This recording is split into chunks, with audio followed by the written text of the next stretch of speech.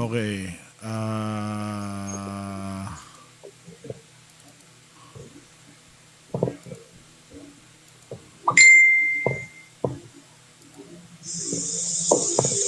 There, meron. Okay. Uh, Yun. Yun, meron na. Live na? Yep. Okay, great. All right. Good evening, ladies and gentlemen, Poste peeps, all around the world. It is 9:04 in the evening on July 9th, 2020. And this is the Poste Podcast. This is the official Poste Podcast and the first ever episode. In fact, this is still just a test broadcast, but we're looking to make it more as a weekly thing. I've gained the support of my UAP chapter, and hi, baby. Here's my daughter. Say hi. A lot of people can see you. All right. Oh, you go back to mommy Dad, later. Do you go back to mommy first? can I have a computer? Yes, later on, but go back to your to mommy. Okay, sorry about that. That's the new normal in this day and age when we do our business at home. It's only natural that our kids are gonna burst into the room and interrupt. Anyway, like I was saying, as you know, and as followers would know, followers of Poste, that is, Poste has been going on for about 2 years. I started my first broadcast or my first video in February of 2018, and videos are still up. It's on YouTube and Facebook, of course. And despite my absence in the past year, uh, I'm pleased to say that it's gained more subscribers, more followers, and I have all of you to thank for that. And uh, you can trust that in due time, Poste will be back. More episodes will be produced.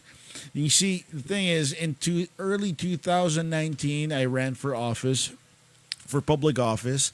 Fortunately and unfortunately, I lost. But the thing is, that ate up all of my time. So I couldn't. That's round about the time when I ended or when I stopped producing videos for Poste. But after the elections, and yeah, like I said, I lost. After the elections, work kicked in, and I was consumed by the work, and I was back at being an architect. I couldn't find the momentum to start Poste again, and I was very pleased to see that a lot of people are following suit. There's digital architect, there's a tactile architect, there's architect Archie John, who all of them I haven't met personally. Archie John, and the digital architect I've met online. Tactile architect Mike was a former student of mine, and they're all doing well. They have amazing social media presence, and what's most important with their endeavors is, they're getting the word out that in terms of architecture and architecture plans, we're the people to seek. We're the people to do those things. No one else. We are licensed architects after all, and we are mandated by law to do it, and no one else. So, whoever does architectural plans, well, something's coming to you, I guess, if you don't stop. UAP is definitely upping their game against illegal practices as well. So, especially with this new administration, well, in the past administration, UAP National President, Architect Bench Panganiban, did an awesome job in promoting the profession across the country, across the whole Philippines. But our new president at the moment, architect Rene Heray, plans to do a lot of things.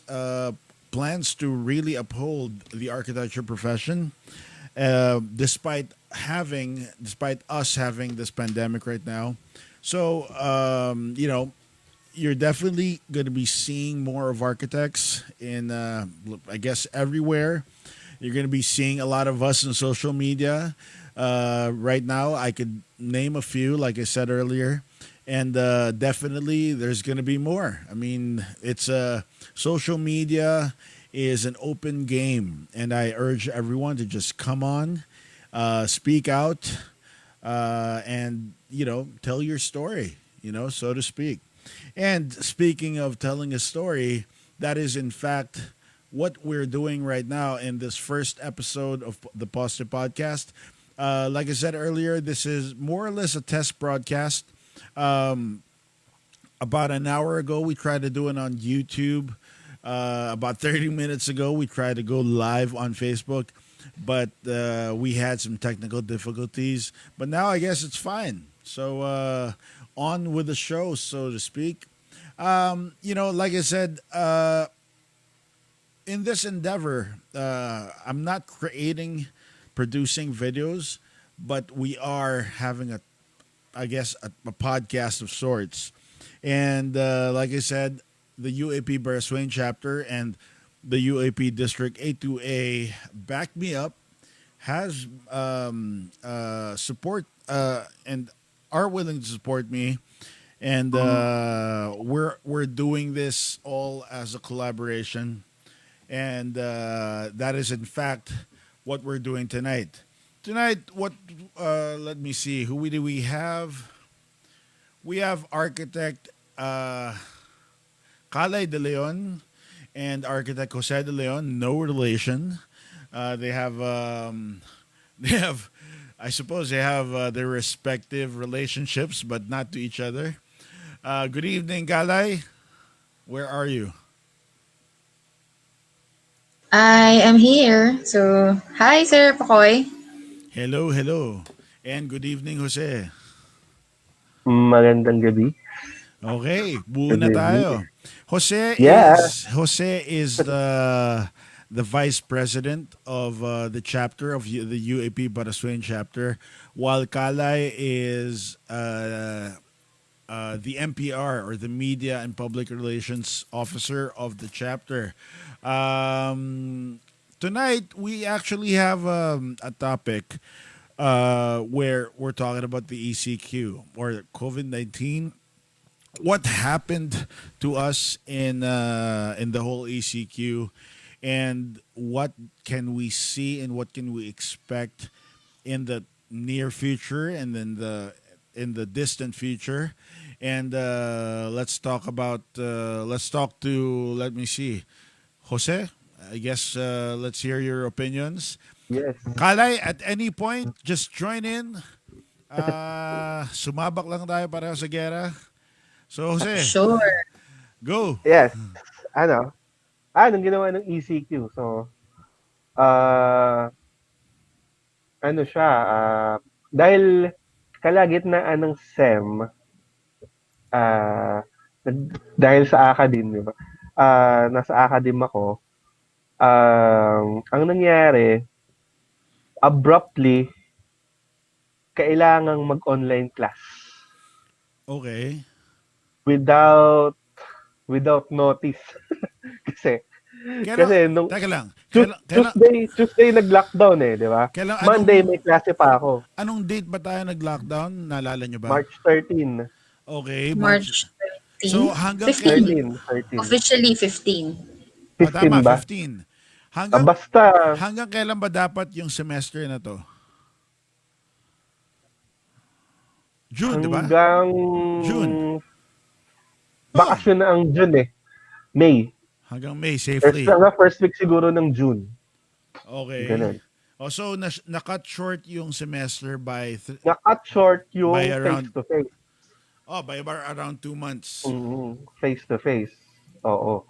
Kasi naalala ko noon, Monday, kakatapos ko ng klase, biglang may announcement si Bulacan na suspended, parang wala nang papasok. Okay.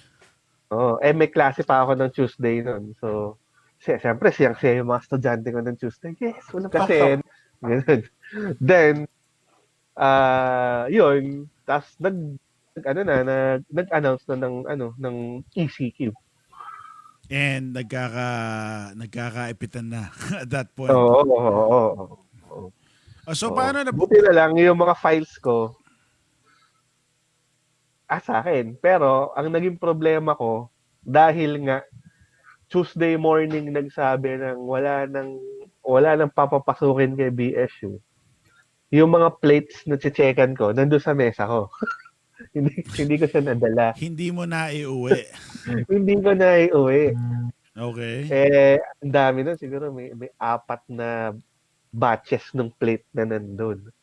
Okay. Dahil at that time, may hawak ako na drawing subject. Perspective drawing siya. So, anong subject hirap. yung main subject na tinuturuan mo? Ang hawak ko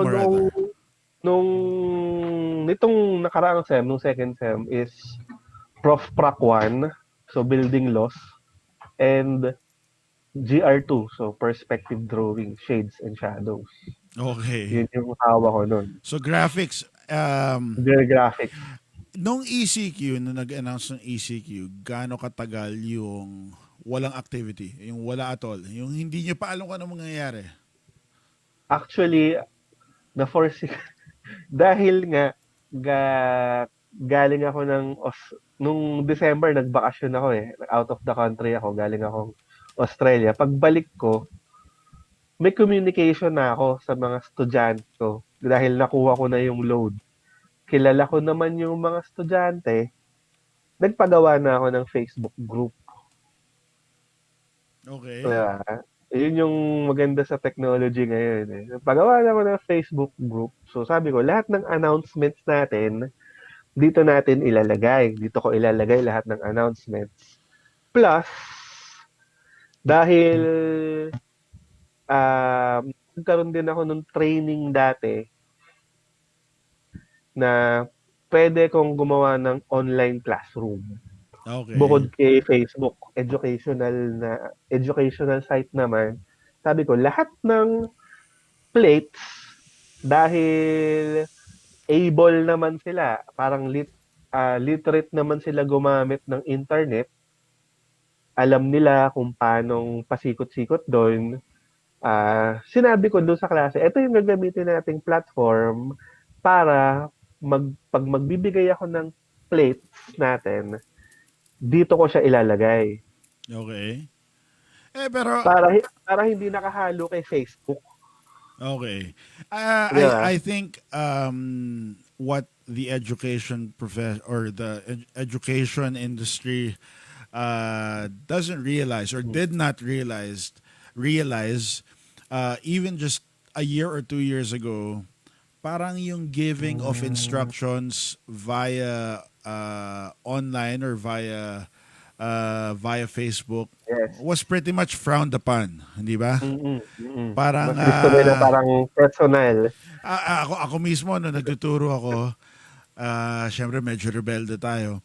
Pero definitely nasasabihan din tayo na wag ganun, hindi ba? Mas vina-value yung person to person. Pero the thing is, I mean, andyo yung technology, di ba? Let's use it. And Yes. ngayon, more so than any time at all, talagang naging useful siya. Hindi ba? Hindi ba? Yes. Kalay, Very, very much. ikaw ba, Kalay, sa ano ka ba? Academe ka ba? Or Nagpa-private practice ako, sir. Before the ECQ, I started private practice and freelancing. So, nung ECQ, tigil trabaho talaga kasi wala namang kukuha ng freelancer. no? Exactly. Pero nung estudyante ka ba, which wasn't long ago, next bata, millennial. Millennial. Kayo ba, ano Millennial alert. ano ang online, ayoko sabihing protocols, pero in terms of yung mga plates nyo, in terms of schoolwork, ano ang anong ginagawa nyo online? Kami, sir, I graduated 2012 eh. So, awa ng Diyos, regular naman. Internet was very much for research pa rin nun. So, wala pang mga online transactions, wala pang online yung kagaya ng mga ginagawa nila Sir Jose. Purely email, Facebook, pasahan ng files, mga ganun lang. Dropbox, yun pa lang yung mga uso sa amin nun. Okay. So, pero yung mga teachers, did anyone reach out to you online or through social media? Or I think, kahit announcements man lang? yes, si Ma'am Gods po, siya nun. So, siya yung mostly nag-reach out sa amin through Facebook and email. Tapos, most of our minor na subjects. Okay. Pero of course, among your classmates, may exchange na kayo. Yes, kami-kami lang, sir. Kasi no panahon namin, ayoko sabihin ko anong panahon yun, pero sabihin na lang natin na Naabangan ko eh. sabihin na lang natin hindi ako millennial, pero nandun ako sa cusp. Pero hindi rin ako Gen Xer, pero nandun din ako sa cusp. So, Ang tawag ata dyan, sir, exenial. yun nga ata. Yun nga ata. I think we as a sub generation, we have the best of both worlds of the analog world and the digital world because we went through the analog period when even music was still on tape. In fact, nung bata ako, music was on plaka. So, hindi pa siya strictly on tape. Dumaan ako sa tape, dumaan ako sa CD. Tapos nung ganyan na lang kaliit yung music, nung sinampak nila lahat sa isang maliit na box na yung iShuffle, tsaka iPod, yun, nag-wild yung mundo ko. Especially dahil isipin mo yung buong cabinet ko of CDs na isa-store ko na doon, hindi ba? And from there to social media, nakita ko rin yung growth. Inabutan ko rin dial-up. So, definitely, sa modern social media, I guess yung mga millennials like yourselves, Jose, kasama ka Wait na lang, doon. sir. I am so lost. Yes, Ano yung I'm dial? millennial. Ano yung Dial-up. dial-up? Yes, so sorry. Yung biglang sa speaker mo parang may naglalabas ng plema. Oh, yun. Ang dial-up, iha, nung panahon namin, yan ang magko-connect ka sa internet gamit ang iyong telepono. Oh. So parang I think there was a transfer from I don't know how exactly it works, but I guess there was a transfer between analog and digital there. So anyway, back to what we're saying. Ako personally, nung nagtuturo ako, I would say I as a professor or as an instructor, I had a low social media presence, pero I definitely used the technology. I reached out to my students, and in fact, I required them. Hindi naman required to the sense na babagsak ka kung di mo gawin. Meron ako mga panakot dun na kunwari lang until of course gawin nila was dahil tamad ako gumawa ng record book, tamad akong kopyahin yung mga pangalan nila lahat sa computer tapos ipapasok ko pa sa Excel file. Sila na pinag-register ko via Google Forms. Oh, wow. Pioneer ka pala dyan, sir. Oh, yes! Mula nung na-discover ko ang Google Forms, wala. Year in, semester out, yun na ang ginagamit kong platform para sa students ko. Pinag-register ko sila. And I was very strict dahil as an architect, I believe that we have to follow all the rules, or we have to have attention to the rules. Dahil unlike you, dumaan ako sa board exam sa my drawing. Yes, inabutan ko pa 'yon. And pag sa drawing kasi ng board exams, pag hindi ka sumunod dun sa requirements or dun sa instructions, malaki chance babagsak ka na eh. Malaki ang chance na yung dun sa yung Sa board pinag-aralan exam may batas. sa board exam may batas. Sa 6 na buwan na nag-review ka, tapos sa tatlong araw na nag-e-exam ka, all boils down to 1 day. I mean, yung multiple choice, that's a given. Pwede mong ipasa yun, pwede mong ibagsak yun, pero kung nag-aaral ka, definitely papasa ka naman. Pero sa drawing part, yun yung wild card. Yun yung wild card. Kasi, one, tama ba yung magiging sagot mo?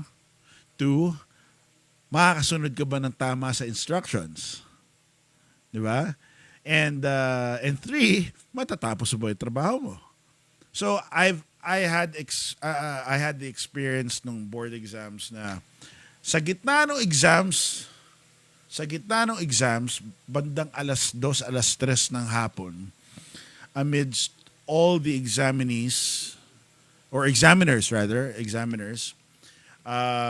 bigla na lang bigla na lang may sumigaw na gano'n na babae. As in, gano'n yung tunog niya. So, yung buong kwarto nagtinginan sa kanya. Tapos, siya naman, bigla na lang siyang nakita namin, nagliligpit, habang nagmumukmuk, umiyak. Nagliligpit siya lahat ng gamit niya. Dahil hindi niya natapos. And at that point, at 3 p.m., 3 in the afternoon, there was a good chance hindi niya na matatapos. In fact, I had a friend na na-realize niyang mali yung plano niya at nag-replan siya na by 2 to 3 in the afternoon, sisimulan niya sana yung production uli ng lahat ng drawings. Alam niya hindi na siya aabot. Hindi niya na sinubukan, umuwi na lang siya. So, ganun in the absence of technology, ganun ang dinaanan namin. Pero bakit nga ba tinanggal? I don't know. Pero I'm definitely pleased na sa ngayon, ang board exams, halos wala pang 1 linggo, may results na. Di ba? Yeah. I May think, may sir, clause kasi dun sa sa 9266. Sorry? May clause. Na? Ang ang board exam, ang checking niya dapat computerized. Hangga't hindi nawawala yung clause na yon, unless gusto nila ibalik yung drawing, may app na magche-check nung manual drawing or computerized drawing nila. kailangan computerized din yung drawing, ganun. Yan ang nadudulot na nagtuturo ng Prof. Proc. Nababasa pa yung Yun na nga. Honestly, I could safely say, nag-iba ang, I wouldn't say the quality of nag-iba yung takbo. Nag-iba yung takbo ng board exam dahil doon. Yes, definitely. Kasi yung batch ko rin, nung graduate ako, kung bilangin mo yung 2 years after graduation, bago ka mag-board, may drawing pa rin yung sa batch ko dapat. Correct. Oo. Anong year ka? Basta may drawing.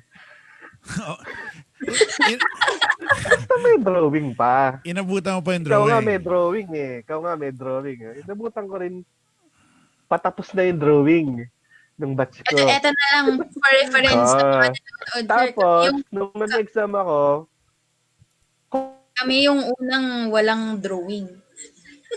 Ayo? 2012 ba? Hindi. 2014 ako nag-board exam, sir. 2013 ako nag-board exam eh. Wala lang drawing nun. Parang naalala ko mga 2009. Sa pagkakaalam ko, sir, Parang binalik ano, sir, that. Tapos, binalik lang ulit nung sa amin. I'm not sure. Yun yung balita eh. kasunod lang tayo eh.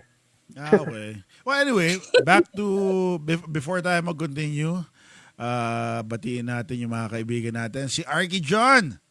Arky John Orteza ng Arky John Channel and Facebook personality.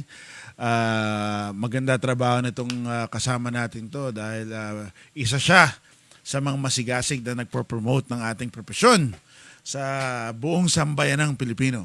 Di ba? Batingin din natin si ang Balanga Bataan Chapter. Yung kaklase ko si Dindin Gonzales, taga dyan. Si Jong Tagorio, good evening. Si Dandred, pinapabalik ako sa academe, bahala na. Si Architect Roel Reyes, magandang gabi sir from Rizal Chapter. Pa-shoutout daw sa kila Architect Annabel and Architect Roel. Kaklase ko yung dati yung presidente nyo ngayon. Si President Bien Clavio ng Barasoain Chapter, nakikinig din, as well as others. Mamaya magbasa tayo at mag-set up. If you Hi, have Press. if for all the people listening in, if you have questions, if you have anything to add to our conversation, just feel free. Libre lang naman ang mag-comment. Hindi bawal yan. And in fact, we'd love to hear from you. We'd love to hear your insights. We'd love to hear your experiences in the ECQ. And we'd love to hear what you have to say looking forward into the future. Paano ang magiging buhay natin post-quarantine.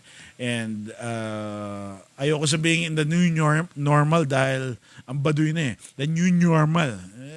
Paulit-ulit na lang eh. Let's just call it what it is. It's normal. Balik tayo.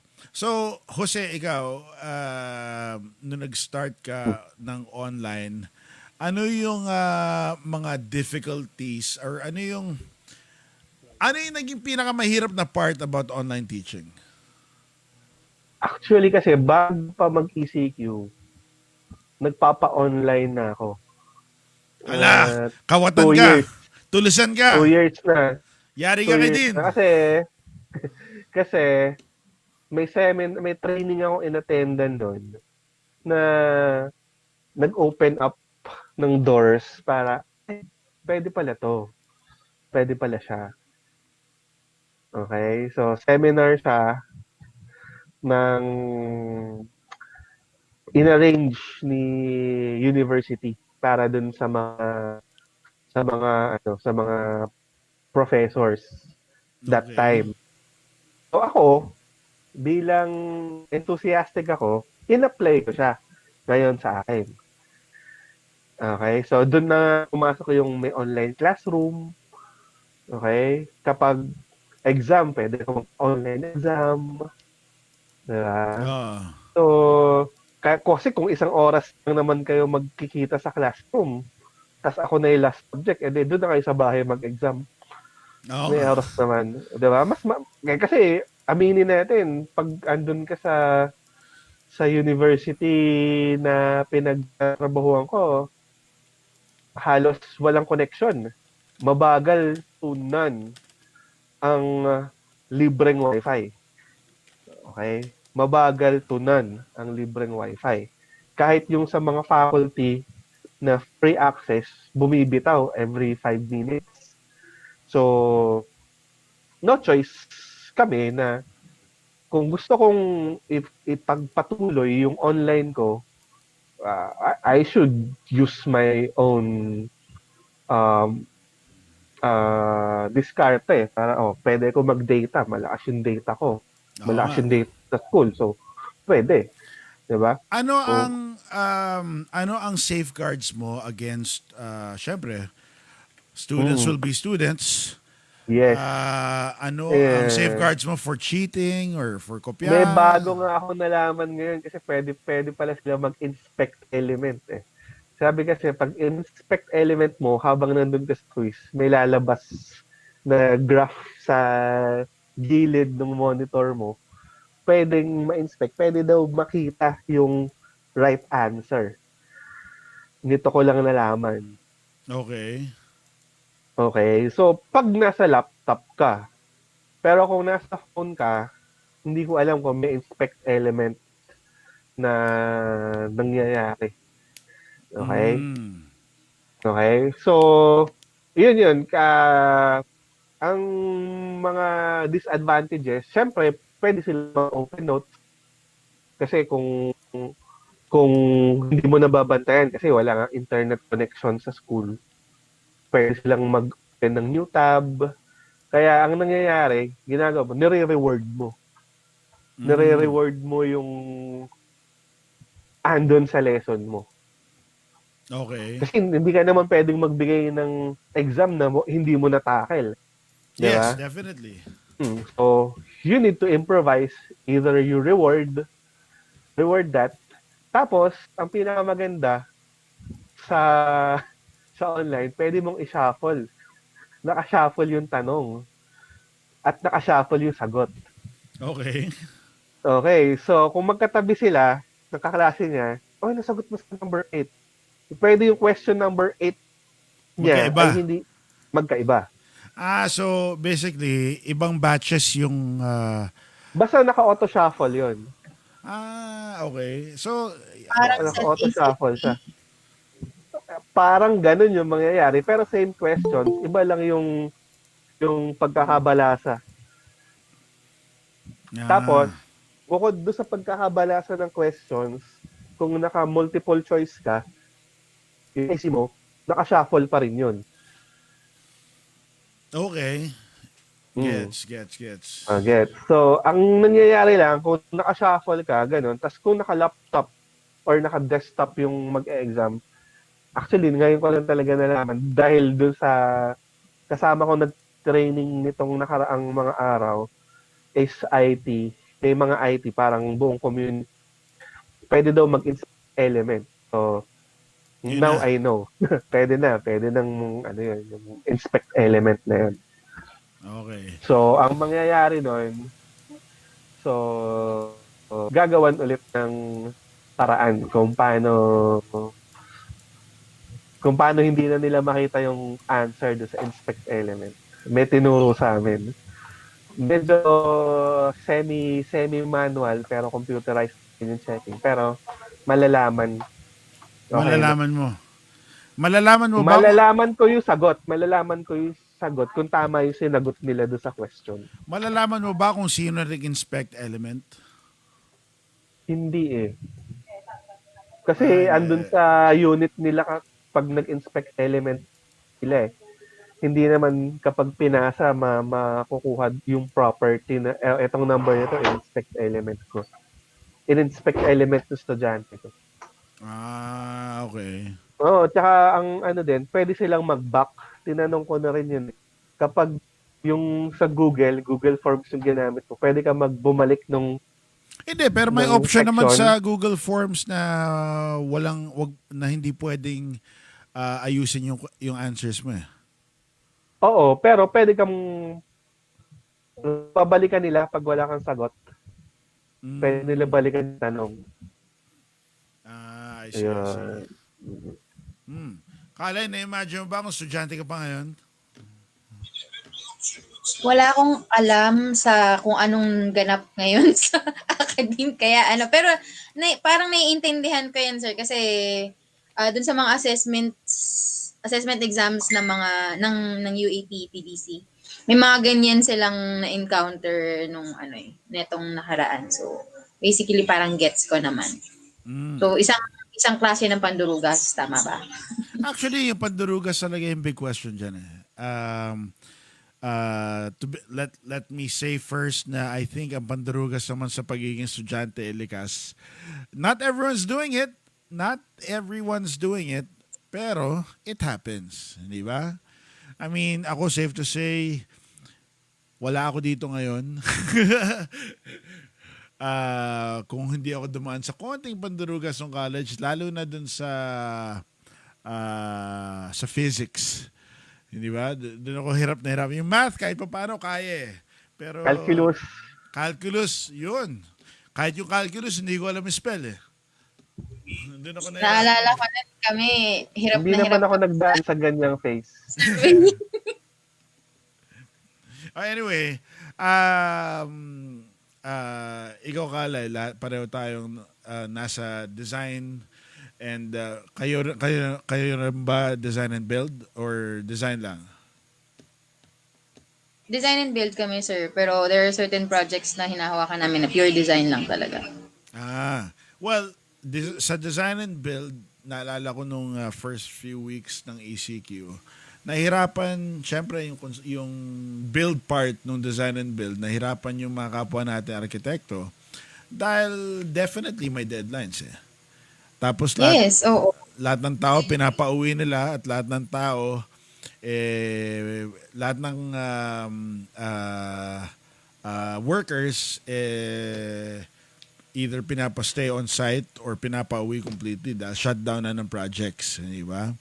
Ang isang naging mahirap doon is or was binigyan ng hindi naman directive pero binigyan lahat ng quote-unquote contractors, builders ng directive na again, quote-unquote directive na magbigay ng ayuda on their own out of pocket nila sa mga tao. And kasi Yes. nga naman, and kung ikaw nga naman yung nandun, nasa posisyong yun, paano mo namang masisigmura na yung workers mo walang pagkukunan, di ba? Oo, sir. Actually, marami kaming contractors na umaaray talaga ng ECQ kasi ang tagal nun, tapos pa-extend ng pa-extend. Tapos patagal din ng patagal yung ayuda na binibigay nila dun sa mga trabahador nila. One, bigas. Pangalawa, financial. Pangatlo, hindi na lang yun eh. Emotional support na rin dun sa mga trabahador nila eh. Hindi na lang basta financial and food supply eh. I think the whole world or the whole Philippines, tingin nila sa mga contractors, sa mga arkitekto, yayamanin. Hindi ba? Tama. Pero ang ang siguro nais nating iparating or ipahiwatig sa mga tao, pag nandito ka sa industriyang to, you are only as good as your current or your next project. Dahil Yes. dun lang may pasok eh. Dun lang pumapasok yung pera eh. Papasok yung pera pag current, papasok yung pera, syempre may mga down payment, may mga mobilization pag next project na. Pero pag last project na yan, wala, gipitan na yan, hindi ba? Pero yung sa current mo, syempre, habang may pinagkukunan ka, may ilalabas ka. Oo, Pero, sir. pero tandaan natin, no, panahon ng ECQ, marami kang nilabas, wala kang kasiguruhan, saan mo kukunan yan? Di ba? Oo. Yun ang ako personally, buti, hindi naman buti. Syempre, iniisip ko rin yung mga workers na kasama natin. Pero, nung time na yon wala pa akong project na nagsa-start. Nasa design stage ang lahat. So, wala pang ongoing na construction at that time. So, pero needless to say, ang dami ko rin yung mga taong hinahawakan, whether dito sa bahay, staff, mga drafts people, syempre bibigyan mo rin 'yun, di ba? Ikaw Kalay, ano ang siguro anong pinaka malupit na paghihirap mo nung time nung ECQ? Ako sir, halo-halo eh. I was in such a mess, masasabi ko, nung ECQ. Kasi una, tigil trabaho. Tapos, I was suffering from mental anxiety. Tapos, na-heighten pa siya nung paranoia na nadudulot sa akin ng ECQ. Kasi I don't know what will happen eh. So, worry is there, anxiety is there. Tapos halo-halo na. Tapos parang every time I, para, alam mo yung parang, minsan nasa very dark place ako and then minsan hindi. Minsan babalik, minsan hindi. So parang sobrang messy. Pero professional wise, wala din talaga eh. Parang iniiwasan ko na makapag-usap sa mga katrabaho saka sa mga ano ko sa mga Kliyente.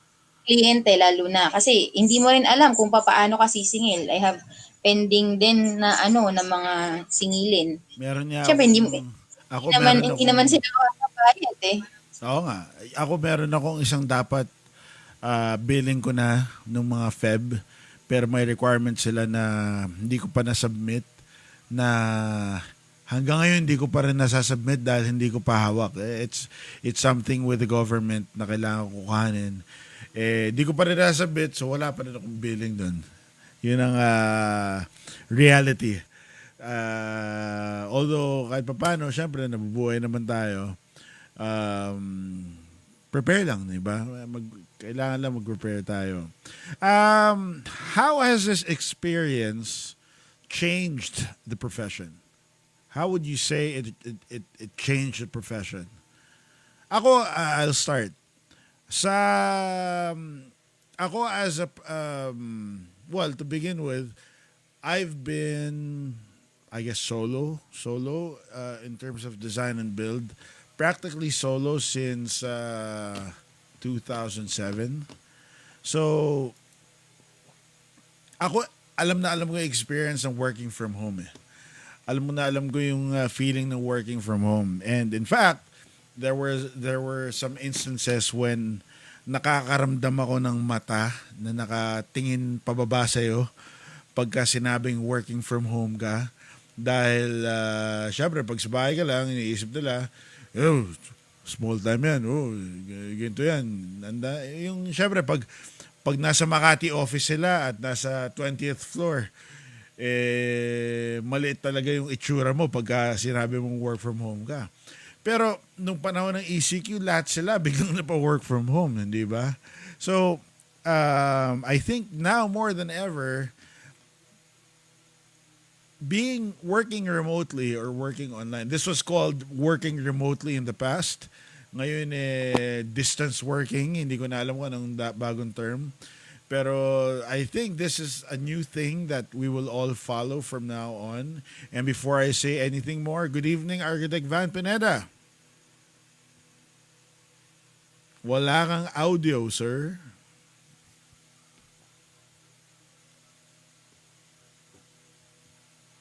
Wala ka pa rin audio. Hindi ka nakamute. Wala ka lang audio.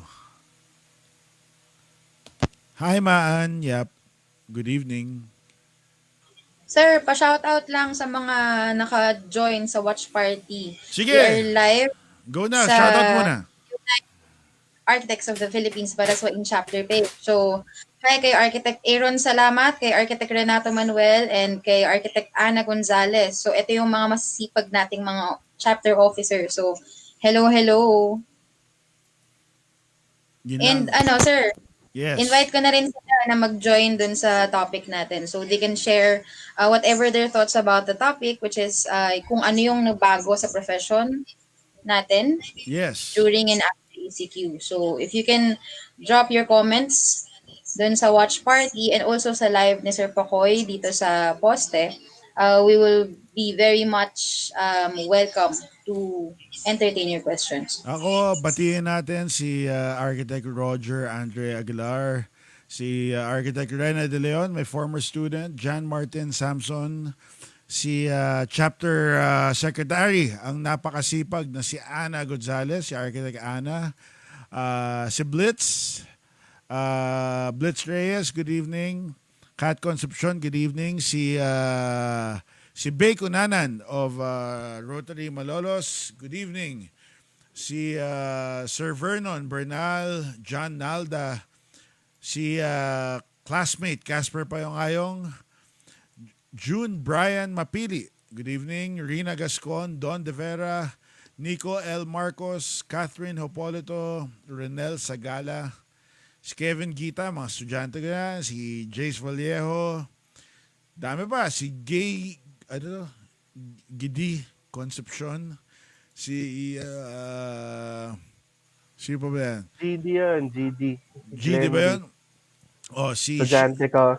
si Si Ryan. Hi, Ryan. Hi Ryan, Pacboy Rules, si Cheryl Acerot Cruz, Aaron ko, Mr. C, Of course, si Pangulong Bien, si kaibigan natin, si Dennis Estacio, si paring Jake Cruz, nakikinig din. Si Jules Cardino, Jun Carcosa, sino pa? Ito, taga UST rin, kasama ko dati, si Maan Yap, Monica Constantino, si Noel Bautista, at si Kent Bryant. Asa na si Kent ngayon? I think Sa nasa... Dubai. Sa Dubai ata. Yan yung mga una kong hinawakan sa thesis. Ako, Si Kent. Nakikinig all the way from Dubai? Sa si Job. yan! Si Van! Van, I can I hear finally you. here. Hi, are you Hello. Hi, May Van. tanong ako sa inyo. May tanong ako sa inyong tatlo. Mm. Is it too late now to say sorry? No, no sorry needed. Hindi mo nakuha yung joke. Anong joke? Hindi Hindi niya Bieber fan si Sir Paco eh. Ganun ba yun? Sorry. Di ba? Sorry naman, di ba? Yung mga millennials talaga nakakaalam. No? Naka-turn off yung millennial button ko eh. Kailangan ni Onion, may switch dito sa bandang put ko eh. Sir, pahabol ako ng shout I'm out. so sorry. Go, go, go. Sir, pahabol kay sa aking very supportive nanay. So, hi ma. Hello, mother. Is At watching father daw your pala si first Ken. party. Ingat dyan. Nasaan, nasaan? So nice. Sa Qatar. Van, Oh. kamusta traffic? Wala actually. Wala na ako nasabi. Well, actually, it's not traffic outside of Manila. Traffic is concentrated inside the city. So, it took me a while to get a ride. Yun ang problema. Because actually, this is the first time that I got office nang walang carpool. So, I used the public transportation. So, medyo hindi reliable ng ating transportation nowadays. But I had to endure the struggle Ang sa mag-send ekonomiya ng ng new tab. Pilipinas at para Kaya ang tuloy pagsweldo naka-pandemic tayo. But so glad to be here. Buti nakaabot ako. I'm sorry. I'm so sorry for being late. Nag-request na ako ng delay pero late pa din ako. But what is our topic? Nasa ano na kami? Well, first, briefly na lang siguro, how the ECQ affected you and how what changes did you have to undergo? How did the GCQ or this whole community quarantine? I think the biggest thing would be, I mean, hindi naman tayo bago sa work from home, diba? Sa industry natin, I think a lot of people are actually doing their projects or doing their, ano ba tawag doon, yung mga projects natin in our home. But ako kasi, in my case, ever since I started work, I've always been employed by a company. So, ang setup ko talaga is office. I'm always in the office. So, this community quarantine for several weeks now, I have been working at home. I actually just got back sa office last week lang. So, yun talaga, sir, ang biggest change sa akin. Right now, I am employed. I'm actually working for a property management company. And kapag property management, you always have to be. So, working from home, working remotely is totally different. So, that kind of setup is yun yung malaking change sa akin today. But I'm adapting. Like I said, I'm back in the office. Pero hindi pa naman kami like full schedule. I still have to work from home from time to time. Meron bang chance na now that we've seen I guess I could safely say the plus side of working from home, and the world has seen the plus side of working from home. That first of all, walang nalilate. Yes. Nasa bahay ka lang, kawawa ka na lang kung malate ka pa. Kung nasa baba lang nasa baba lang ang opisina mo, di ba? Two, walang stress, and lalo na sa atin, like you, I used to work in Manila, and the stress of the traffic in Manila got to me every day. Every single day. And even si Jose, I know that when he was working for a bank, he never lived in Manila. Talagang balikan siya ng malolos, di ba? And ang laki ng stress nun eh. Pero ngay- Oo. pero ngayon, Sobra. ngayon online lang. Pwede kang kumain habang nagtatrabaho ka. Pwede mong tulad mo ngayon right now. Ano ba what's for dinner? I literally just got home, sir. I'm eating, ano lang to, simple oatmeal with banana, pang tawid gutom sa gabi. This is Wow, what I'm diet. eating sa gabi. Wow. Diet, diet. Nakakasosyal Speaking yung of diet, oatmeal with banana. well, I know, speaking right? actually of speaking actually of community quarantine, um, segue ko lang, hindi ito related to work, but this community quarantine has actually allowed me to go back to healthy living. Not naman like strictly healthy living, but I do exercises again in the morning. From time to time, I do meditation, and then medyo I watch what I eat.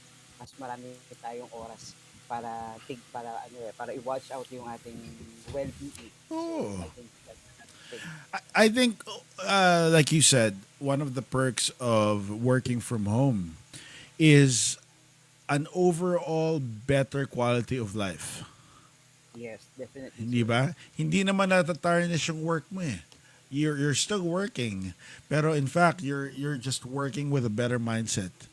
The thing is, especially in the past, working from home was should I say frowned upon simply because supervisors, managers weren't sure that their employees would really work. Di ba? Kaya nga merong what do you call that? Yung bandy clock. Dahil sorry, Gen X signal ngayon pala DTR.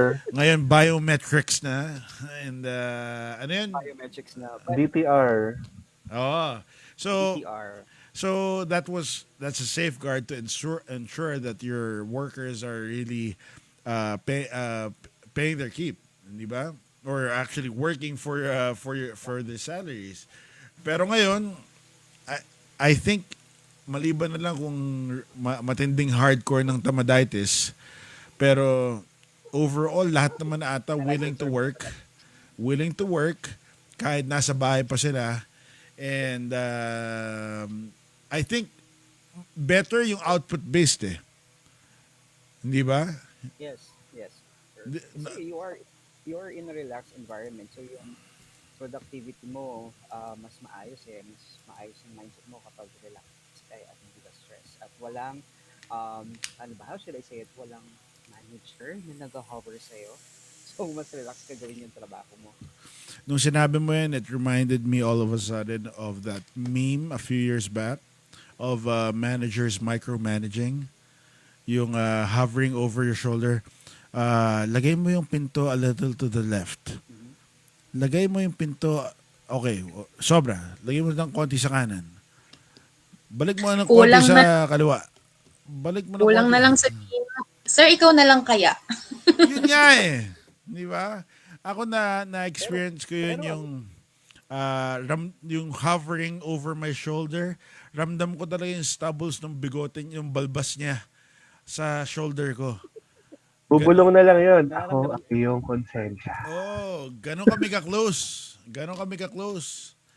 Kahit akala niya Muslim ako, well, wala namang offense sa mga Muslim. Pero akala niya, kasi nung araw, actually until now, mahilig ako sa reggae. So meron ako mga hair ornaments na yung parang bonnet na mukhang na maiksi lang. Alam niyo yan? Parang putong. Parang ganon. So mukhang yung suot ng mga Muslim. So sa office dati, akala nila Muslim ako. buti hindi mo nararamdaman yung hininga ng supervisor mo, sir, sa balikat mo. Ay, ramdam na ramdam. Akala ko nga, intimate na kami dahil naramdam ko yung hininga niya sa tenga ko eh.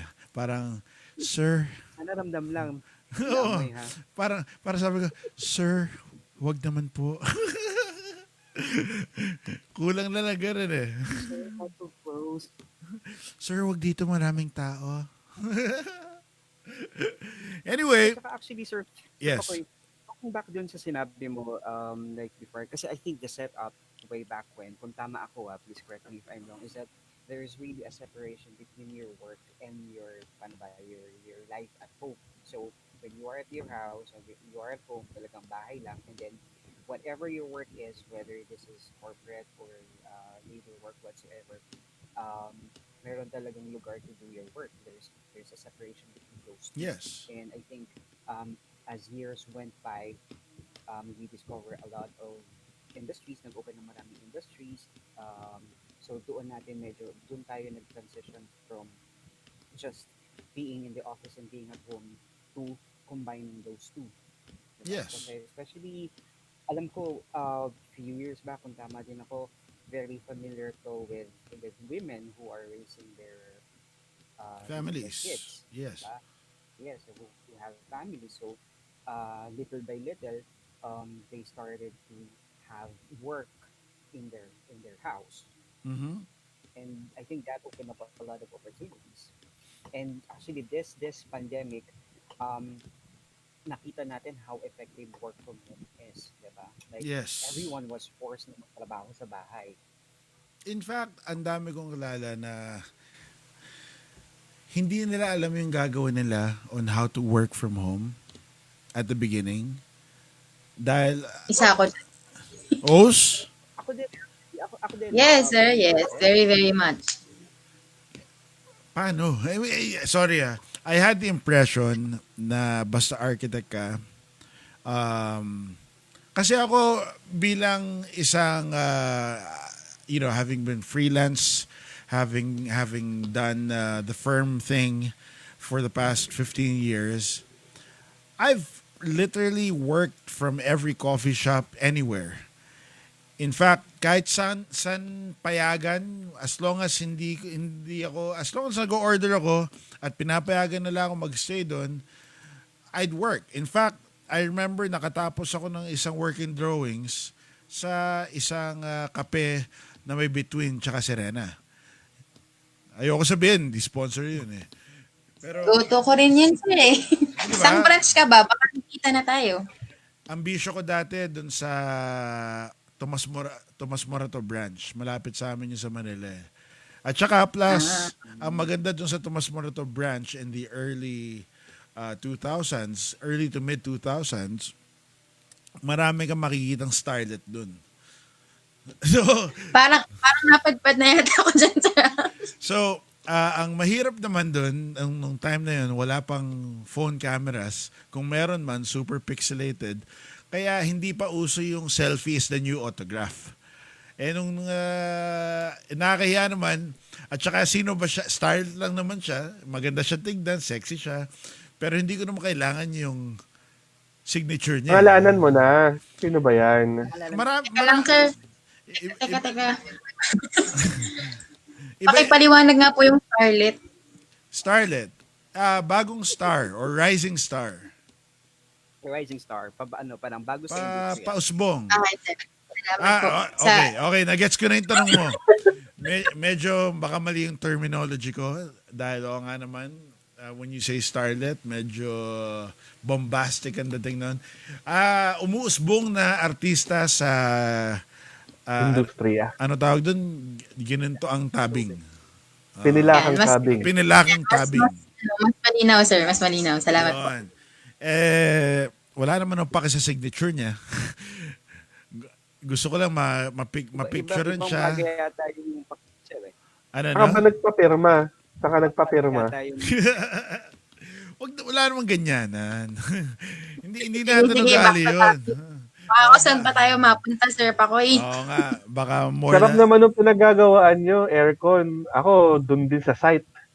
Yung kabilang branch naman nagagawin, yun yung ginagawa ko dun sa site. Ganun din. Kung hindi na ako pinayagan nung kapeng may Between at Serena, maghanap ako ng ibang pwesto. Di ba?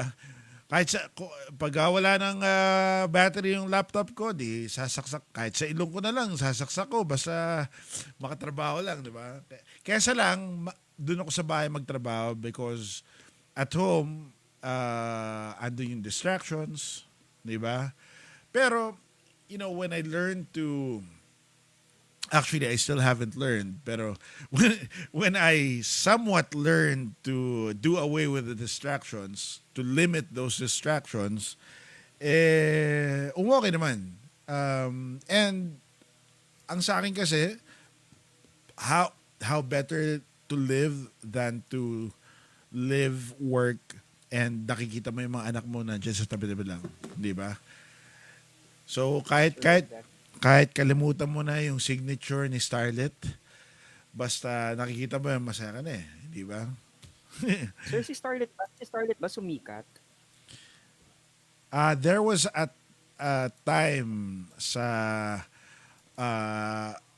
Fernando Hernando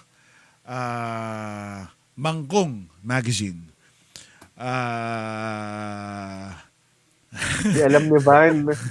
I had, inisip ko what magazine that is. nando siya lagi sa nando siya lagi sa mga pahina ng Fernando Hernando Mangkong magazine.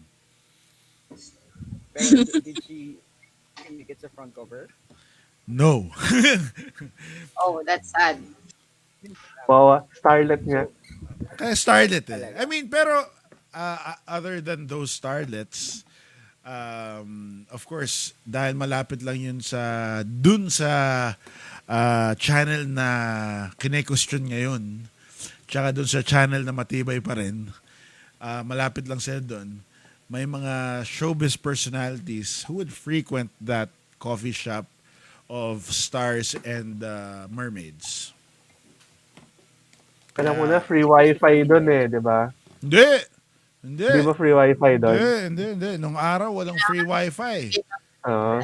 Dati kasi nabuhay ako doon sa mga internet sticks. Ano yun? Alam niyo Wait, na yun? nalolost Yung internet stick. Internet stick. Hindi ko alam yun ah. Eh, ayoko din magbanggit kasi hindi naman sponsor. May nauso dati, internet stick.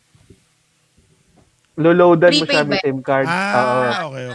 Internet stick. No, nasa minsan, nasa liblib akong probinsya. Kaya, Nung time na yon, nagka-project din ako sa probinsya. I remember I was in Urdaneta and I guess yun natawag doon, internet stick. Hindi pa siya very strong at that time. And Yes. and I remember na there was this 1 month na sobrang taas ng bill ko sa cellphone kasi I had to download a plan sa email. Nag-connect ako via cellphone. yun, Eh, yun nga. ang Kasi resulta, may limit lang kasi yung yung download mo, 'di ba? Pag sa internet. yes. Okay, may tanong ako sa inyo. Naturally, it's safe to say that no one was prepared for the pandemic, hindi ba? Actually, hindi tanong to eh. More of opinion, and if you like, share your opinions on this as well. I have a strong belief na kaya lalong humirap yung buhay natin in the pandemic. It's because of the Filipinos' lack of interest, attention to design, to architecture and design. I mean, to begin with, ayaw nga nagbabayad ng kliyente. And tayo yung last option dahil ang tingin sa atin, nagpapaganda lang ng mga gusali. Hindi nila naintindihan yung value ng architecture, hindi nila nabibigyan ng value yung urban planning. Hence, kahit yung gobyerno na natin, as we all know, ang tagal na natin pinaglalaban yung ating RA 9266, it's because of their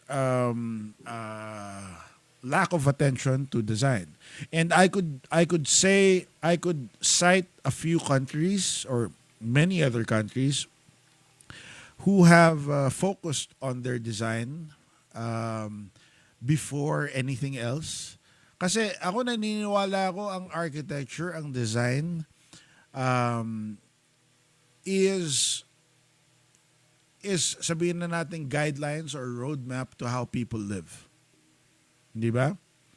For ang favorite kong line dati na nagtuturo pa ako sa university, kung merong isang field dyan, lagyan mo ng catwalk dyan or lagyan mo ng walk dyan. Field lang muna, kanya-kanya mga tao dadaan dyan. Pero the moment maglagay ka ng kalsada dyan or pathwalk or catwalk or anything, dadaanan nyo ng mga tao. And ngayon, for shits and giggles, lagyan mo ng pader sa gitna yung yung kalsadang yun. Lahat ng tao iikot. So, we design how people live. We dictate how people live. And in this country, there's not much attention to that. There's actually very little attention or sabihin natin nawala na yung attention natin sa design. Hindi na lang good design eh. Nawala yung attention natin sa design. So, yan. Ano opinion nyo? I think the reason why we weren't ready or nagirapan tayo kasi biglang everyone was forced to stay at home, and then you are forced to stay at home and you are not allowed to leave. Pero kasi prior to the spread of coronavirus, we do a lot of activities outside. We work, we um, we go to malls, we go to gyms, we go to groceries, we do a lot of stuff other than our house. And then when we were forced to stay inside, I mean, the only thing that we could do is watch TV. Di ba? Parang even our house was not ready for us to stay there for and do um, everything that we used to do prior to the pandemic. Like say for example, you were forced to work at home. Eh wala ka namang home office setup. So you're forced ngayon to do your setup sa bahay, di ba? Yeah. And everyone became, kung napansin nyo, diba, with the pandemic, everyone became a cook. Parang lahat na lang naglabasa Yes. ng mga recipes. But then, everyone is not capable of doing that kasi hindi naman din equipped ng lahat ng tao. So I think um, yung detalye ng ganyan o sa design on how we should be living our lives sa loob ng bahay. I think yun yung nagkulang if tama ako na hindi natin nakita na marami pala tayo supposedly parang yung bahay natin should be not just I think kasi we got comfortable with just staying in our house, uuwi sa gabi, matutulog, manonood ng TV, spend family time, or spend time with the family kapag weekend, ng short period lang. But we weren't ready to stay there for 24/7 and do Yes. everything na ginagawa natin prior sa pandemic, which hindi ready yung mga bahay natin to cater that. Mhm. Okay. Ako that thinking comes from, well,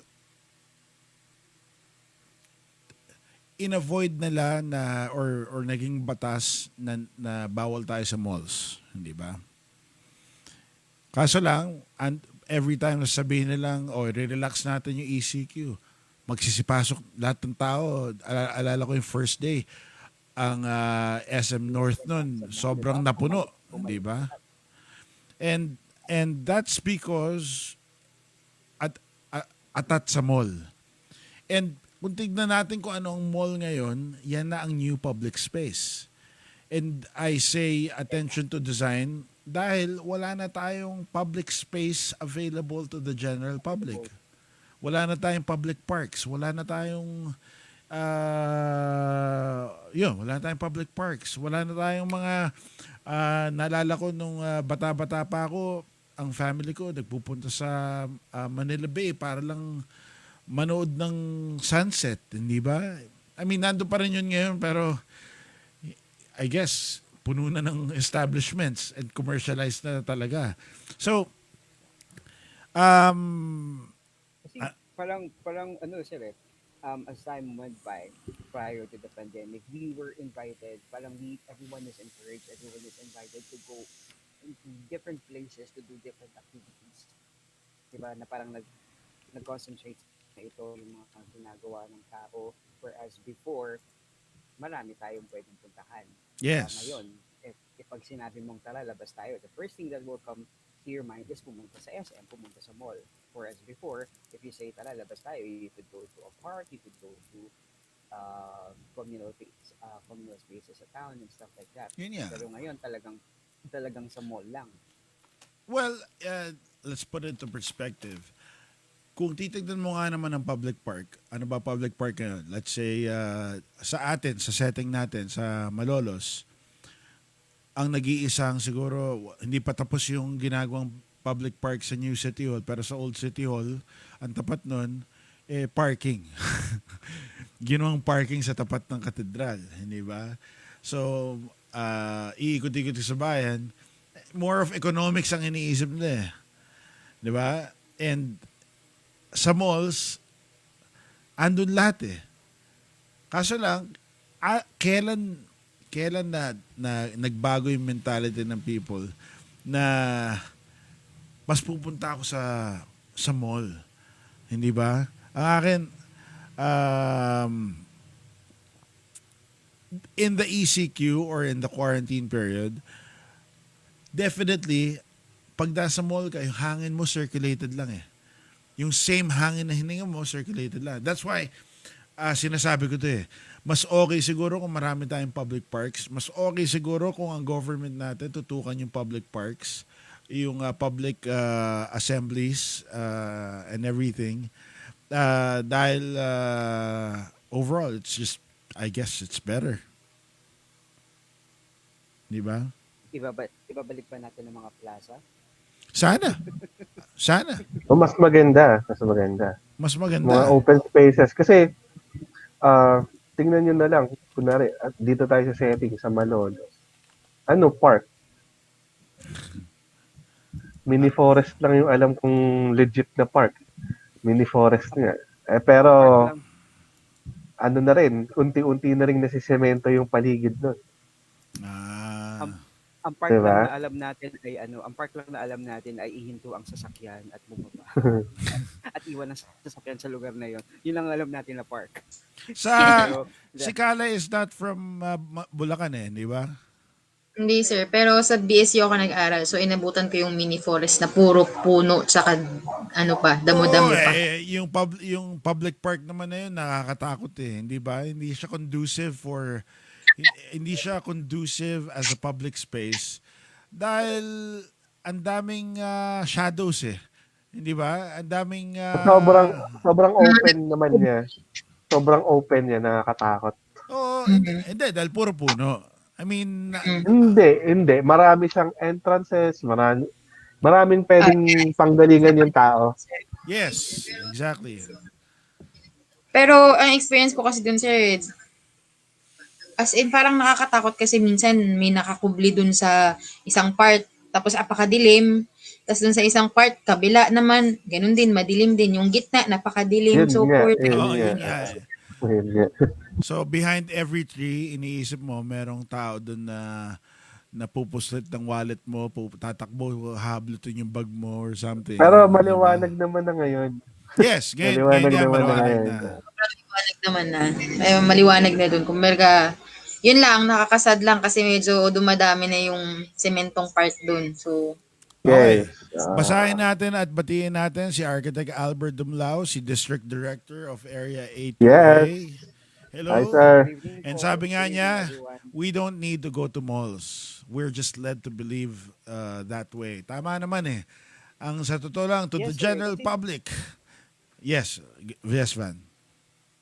Kasi parang, yun nga parang we were brain, I don't wanna say naman that we were brainwashed, pero somehow we were knew that everything, di ba yung, okay, disclosure, I used to work for SM Supermalls and the tagline that we have there is, We got got it all for it. you. Diba? Ah. And, Yun ang sinasabi ko sa niligawan ko dati. and of course, Sinasabi ko, hi, you're like SM. Ask me why. I got it all for You you. got it all. Pero syempre, we're not just, when we say mall, we're not just talking about SM lang naman, diba? There's also Ayala Malls, there's Robinson's Malls, and other, may Vista na, si Vista din nagbo-boom na, and then all the other malls na meron tayo sa Philippines. But the thing is, all of these businesses, parang marketing ploy, kung tama ako sa term, Yes. It's that suggestive selling. everything that yes, na parang everything that we need, everything want to see or want to do, we have it here. Parang you were invited to come here, to stay there, and to spend a lot of time doon sa lugar na yon. So I think nasanay tayo with that, nasanay tayo na every time we want to go out, parang naging synonymous na sa fun and enjoyment ang malls ngayon. So that's why um, nung nagkaroon ng community quarantine, parang that sense of enjoyment and that sense of fun were taken out from us. Kaya miss na miss Yes. natin yung malls during the ECQ, di ba? But that was because of, I think that was because of that thinking na yung activities natin or whatever we want to do to have fun and to enjoy is inside the mall. But if, alam mo yun, if we could have other places to do that, like open spaces sa town or even sa bahay mo, then you don't need to go there. Yes. Actually, ikaw nagsabi, SMS got it all. I beg to disagree and agree as well. Kahit nga simbahan, nasa SM na eh. Hindi ba? Pero before SM, nagkaroon ng simbahan, there was green belt. Yes, I was Hindi about to ba? say that. Yung ginawa pa ng ating national artist, Mm. si Leandro Locsin, hindi ba? And that was that is a good example of an outdoor park na Yes. back in the Ang day that was really outdoors and hindi talaga meant for selling, yes, hindi ba? nakapag nung nag-aaral kami nakapag-EBS kami diyan, eh. Sa G1, G2, G3 area. Um, yeah. Oo. Hindi mo And gugustuhin mag-mall doon Oo. plus, di ba, kasi apakainit. Oo nga. Hindi, pero it's a good kind of init. Yes, Kasi yes. you're under the Pero canopy of trees. hindi eh. May mga parang ah yung init niya kasi parang 'di ba parang it is awarded as parang green building something nung mga panahon na yon, yung mall na yon, dahil ang air conditioning lang is kapag papasok ka dun sa mga stalls, Oo.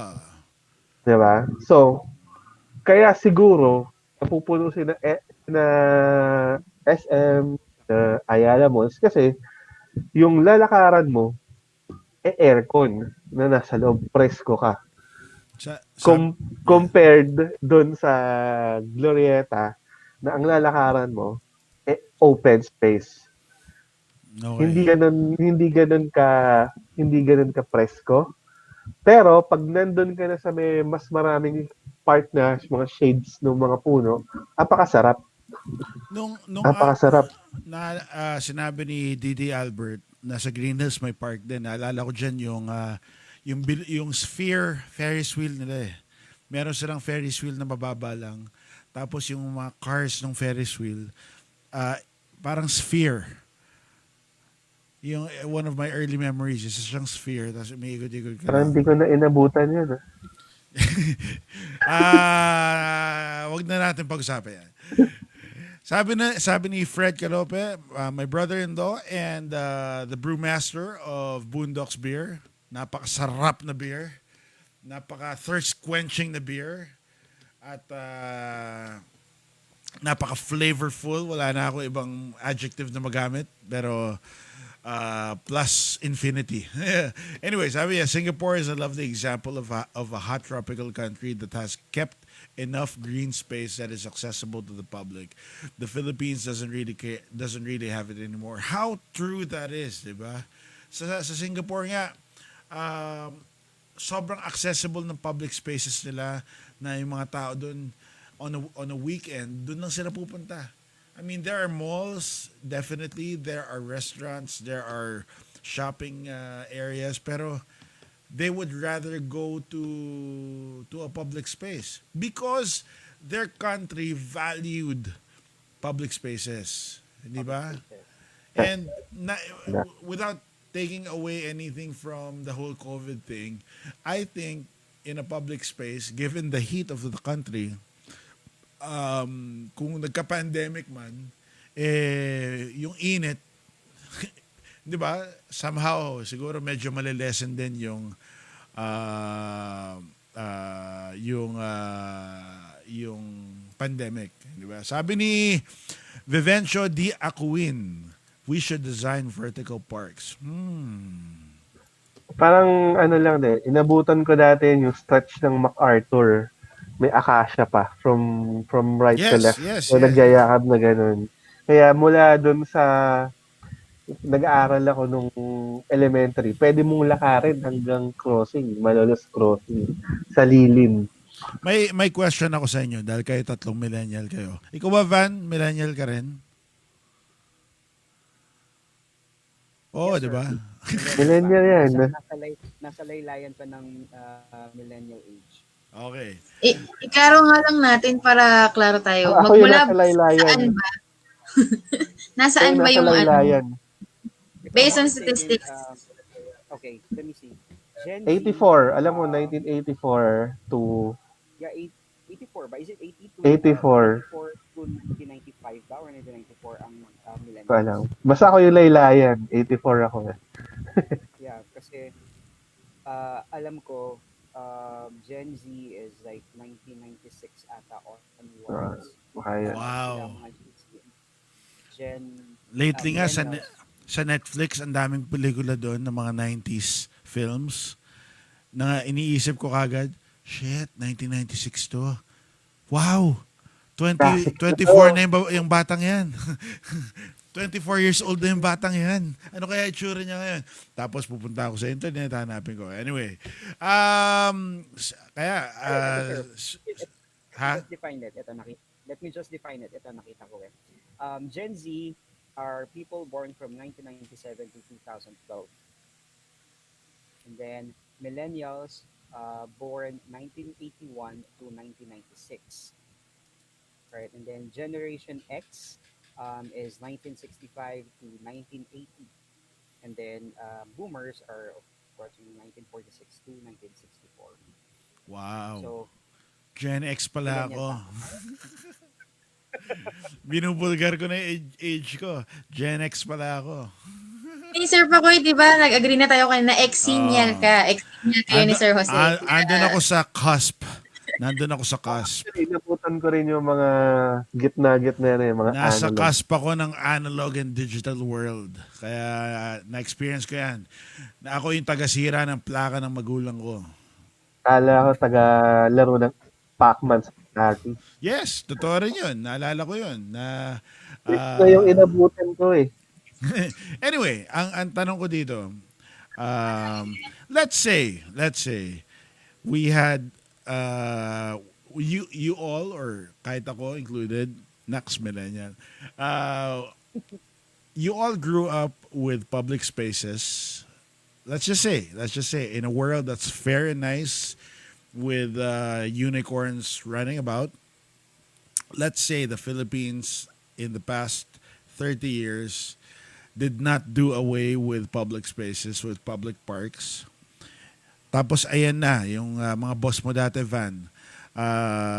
Andyan na yung SM, andyan na yung Ayala, andyan na yung mga ibang malls dyan. Nagsusulputan na everything na kailangan mo nandyan na, including misa. Ano ang dahil nakakita ako ng mga memes, nakakita ako ng mga exaggerated millennial hit it. So, ewan ko, malabong tanong to pero medyo masaya.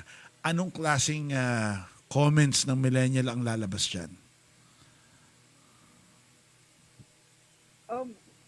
Kasi I feel like Hindi, put it in meme form. wait. Meme. Nak makaisip, spotlight. Naigets nyo?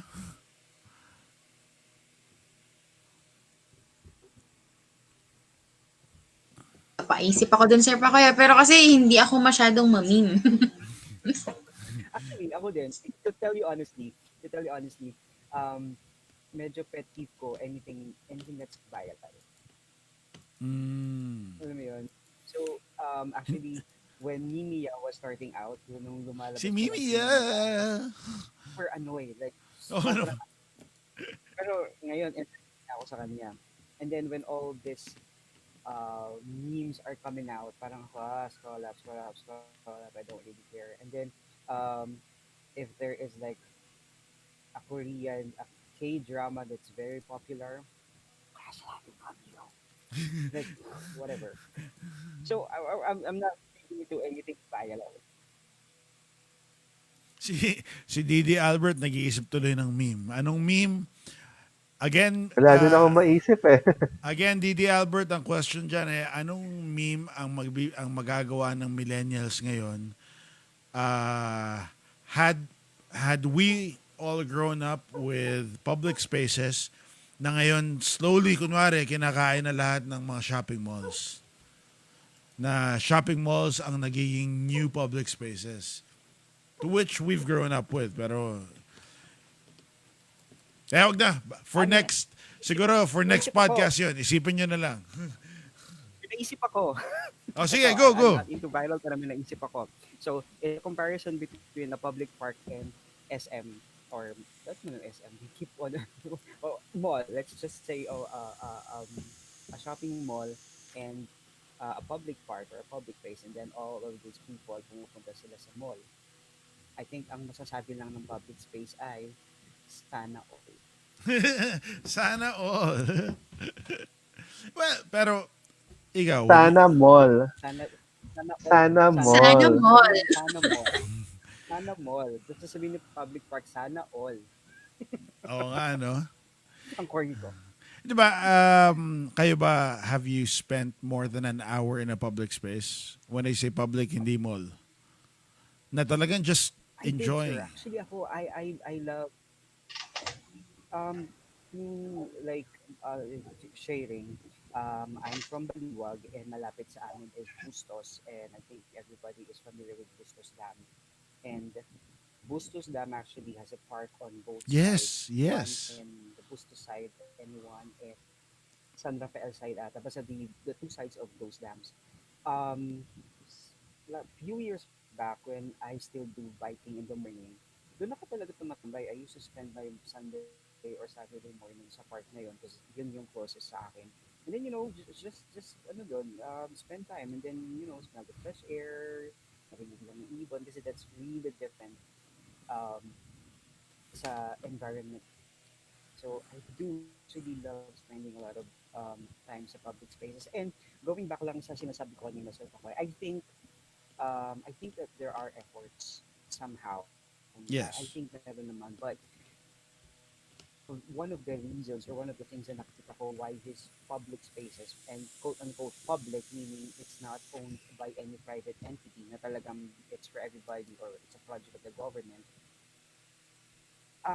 the reason why these public spaces are deteriorating or people are uh, parang shying away from those is security.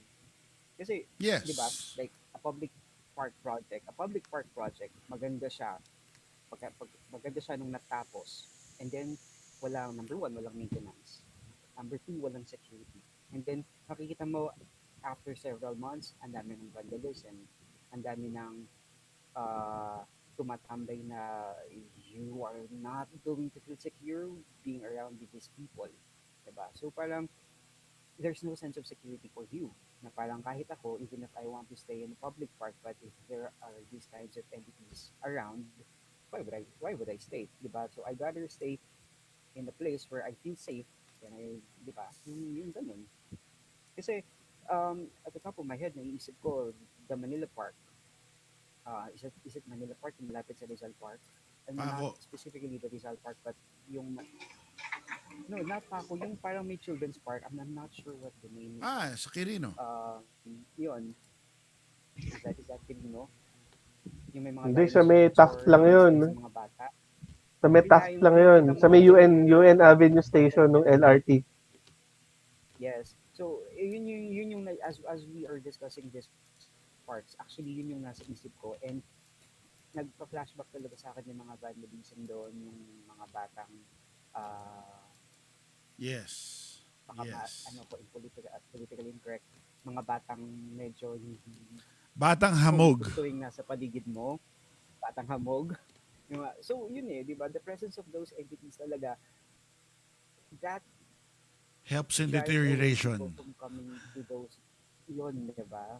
And, di ba, compare mo, this public park na walang maintenance, as much as may effort yung government initially, versus this um, public space na maintain ng isang private entity, and then it's more beautiful, and then, di ba, mas safe ka, saan ka pupunta, di ba? So, I think, in terms of public spaces, dapat yung projects na to hindi lang initial dapat may continuous maintenance para yung mga tao, they can go there, di ba? Oo nga. And it's amazing how, well, to begin with, may attention talaga sa public parks ng ibang bansa. And yung mga tao mismo, they've they've created their own sense of security sa public parks eh. I mean, they know the dangers of going to a public park. However, they also know how to deal with them, and they also know how to, I guess, defend themselves in some ways. I mean, sa Central Park sa US, for example, without going into detail, yung mga familiar ba kayo dun sa term na Karen? Now? Yes. Yes, may term sila na Karens. Yung Karens are the predominantly white people who use 911 for their white privilege. Na Yeah. kahit kahit Sila yung mga very entitled people. na kahit nakatayo lang dun yung black person, tatawag sila 911, they look suspicious. They look dangerous. They look whatever. He's about to do something to me. Ang pinaka-famous Karen story is yung si Permit Patty. Familiar ba kayo doon? Yung she called out an 8-year-old for selling water on a hot summer day. Bottled water on a hot summer day. So, tumawag siya ng 911 at ang tumawag siya ng 911 for the 8-year-old na gusto niya ma-police yung 8-year-old. And a recent 911 call a recent Karen, si Amy Cooper was in the Ramble in Central Park, and ang batas doon hindi dapat i-unleash yung aso. Pero siya, hinayaan niya yung aso niya tumakbo-takbo. When a black man na laging nandun sa Central Park for bird watching, sabi niya, hey, you have to leash your dog. Sabi niya. Biglang tumawag ng 911 si Karen or si Amy Cooper na sinabi niyang, there's this African-American man threatening me and my dog. Yung kagad ang linya niya, na sobrang it blew up on her face kasi nga, it was proven that that the other guy or the black man was really just there to birdwatch, and ina-accost niya yung white girl dahil talagang she wasn't following the rules. Pero again, without going into detail, yun yung Karen phenomenon sa United States ngayon. So those are I guess bad examples of how people defend themselves in public space. Pero that goes without saying na effective din kasi yung calls for emergency nila. Dito sa atin hindi tayo masyadong effective. Alam mo, has anyone ever called 117? Have any of you called 117? Ako minsan gusto kong tawagan para lang matesting. Gusto kong tawagan and at i-record at testingin lang what's on the other end of the line. Ano yung reaction ng other end of the line? Will it be as fast as let's say 911 would be? Definitely, I don't think so. Would they have emergency response? Let's say pagka may inaatake na sa puso, would they actually say, well, to begin with, impossible na sabihin na, we'll be there in 3 minutes. Di ba? Dahil, we'll be there in 30 minutes kasi may traffic pa. Ganun dito sa Pilipinas di ba? Pero, I'm really curious, and if anyone out there has ever called 117, let us know.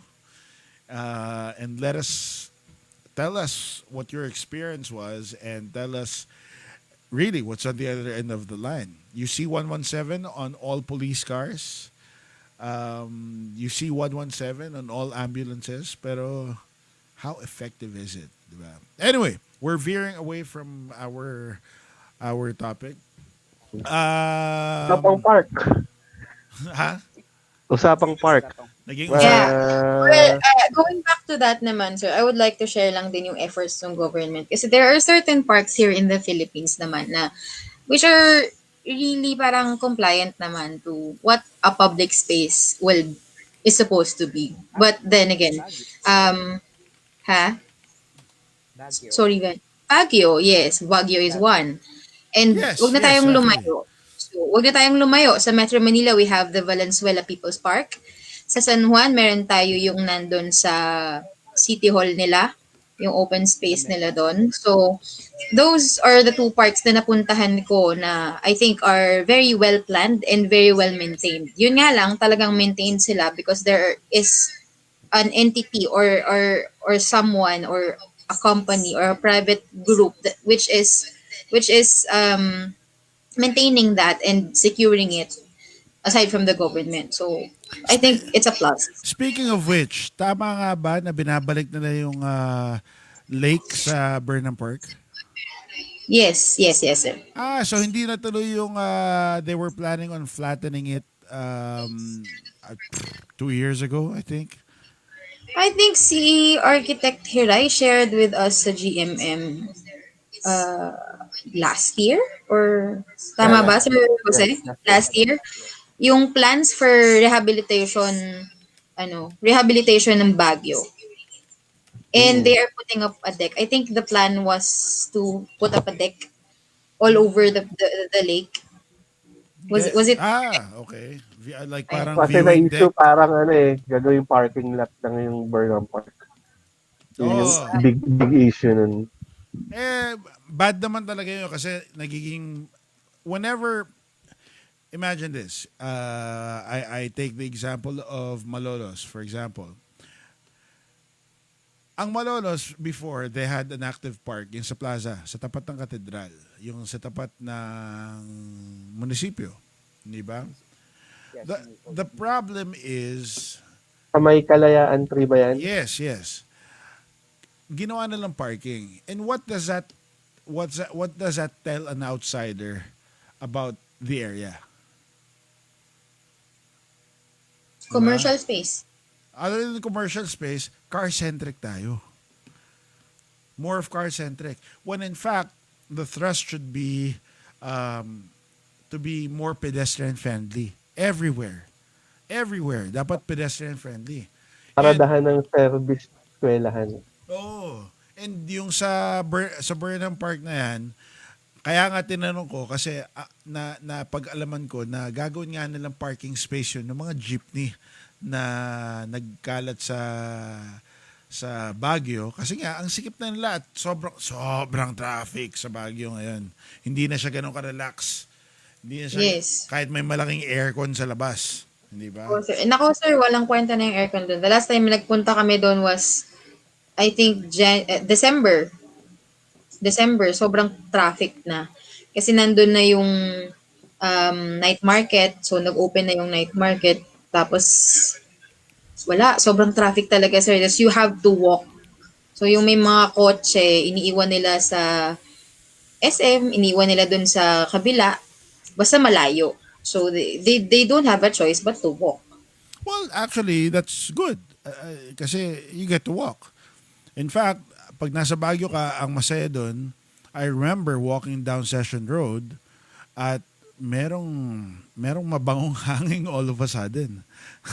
Kasi nagkataon, yung PNP, doon sa soccer field sa Burnham Park, nagsusunog sila doon ng marijuana. Hello, Diyos ko Lord. So lahat kami parang tumingin lang doon. All right, man. Tapos ang daming mga tao doon na tumayo lang. Kasi parang syempre, wow, hits, man. Pero that is na nga the problem, sir eh.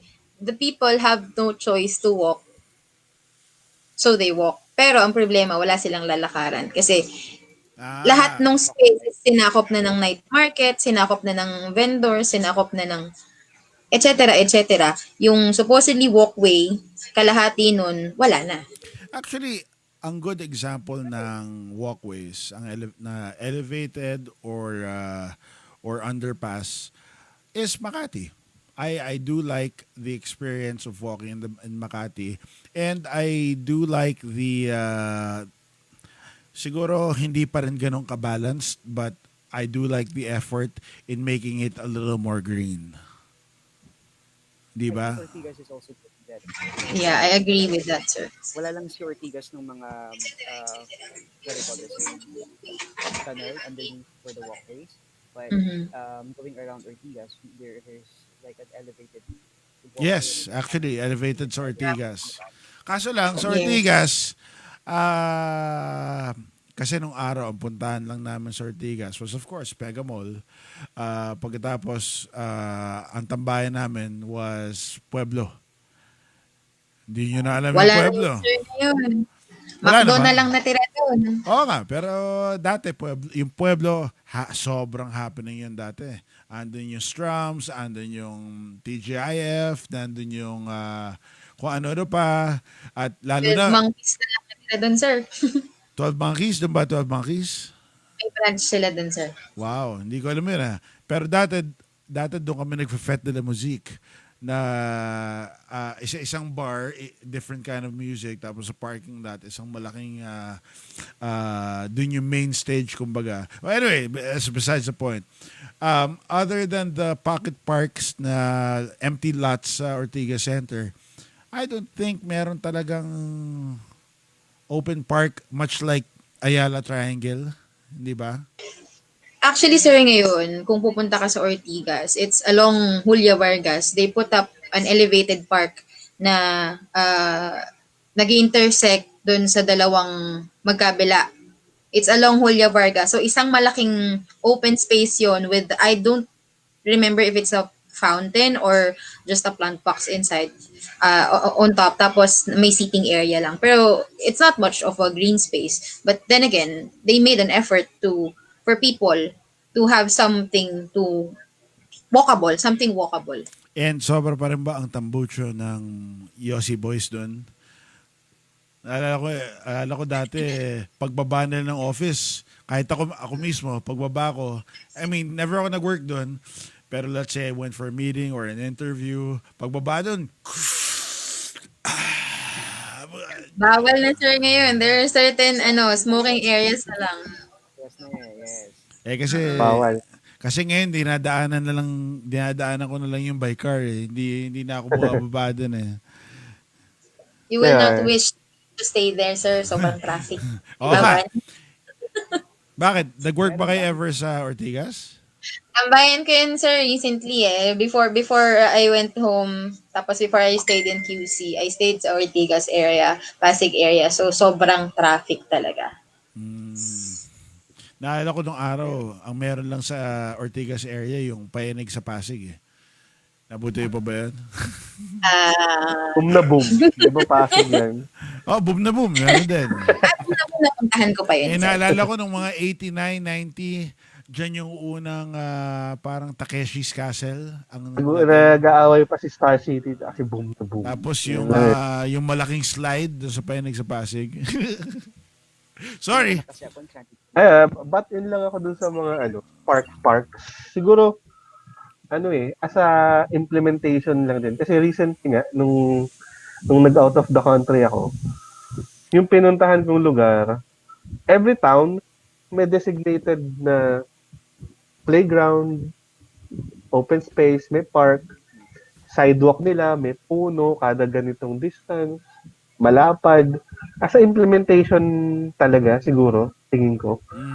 kahit na naka-propose ka for a commercial town, kung ang standards ninyo ay ganito, dapat i-implement. Parang sample lang, kunwari, recently lang na story, yung nabalita na nag-encroach yung bahay do sa river na naggumuho. Di ba?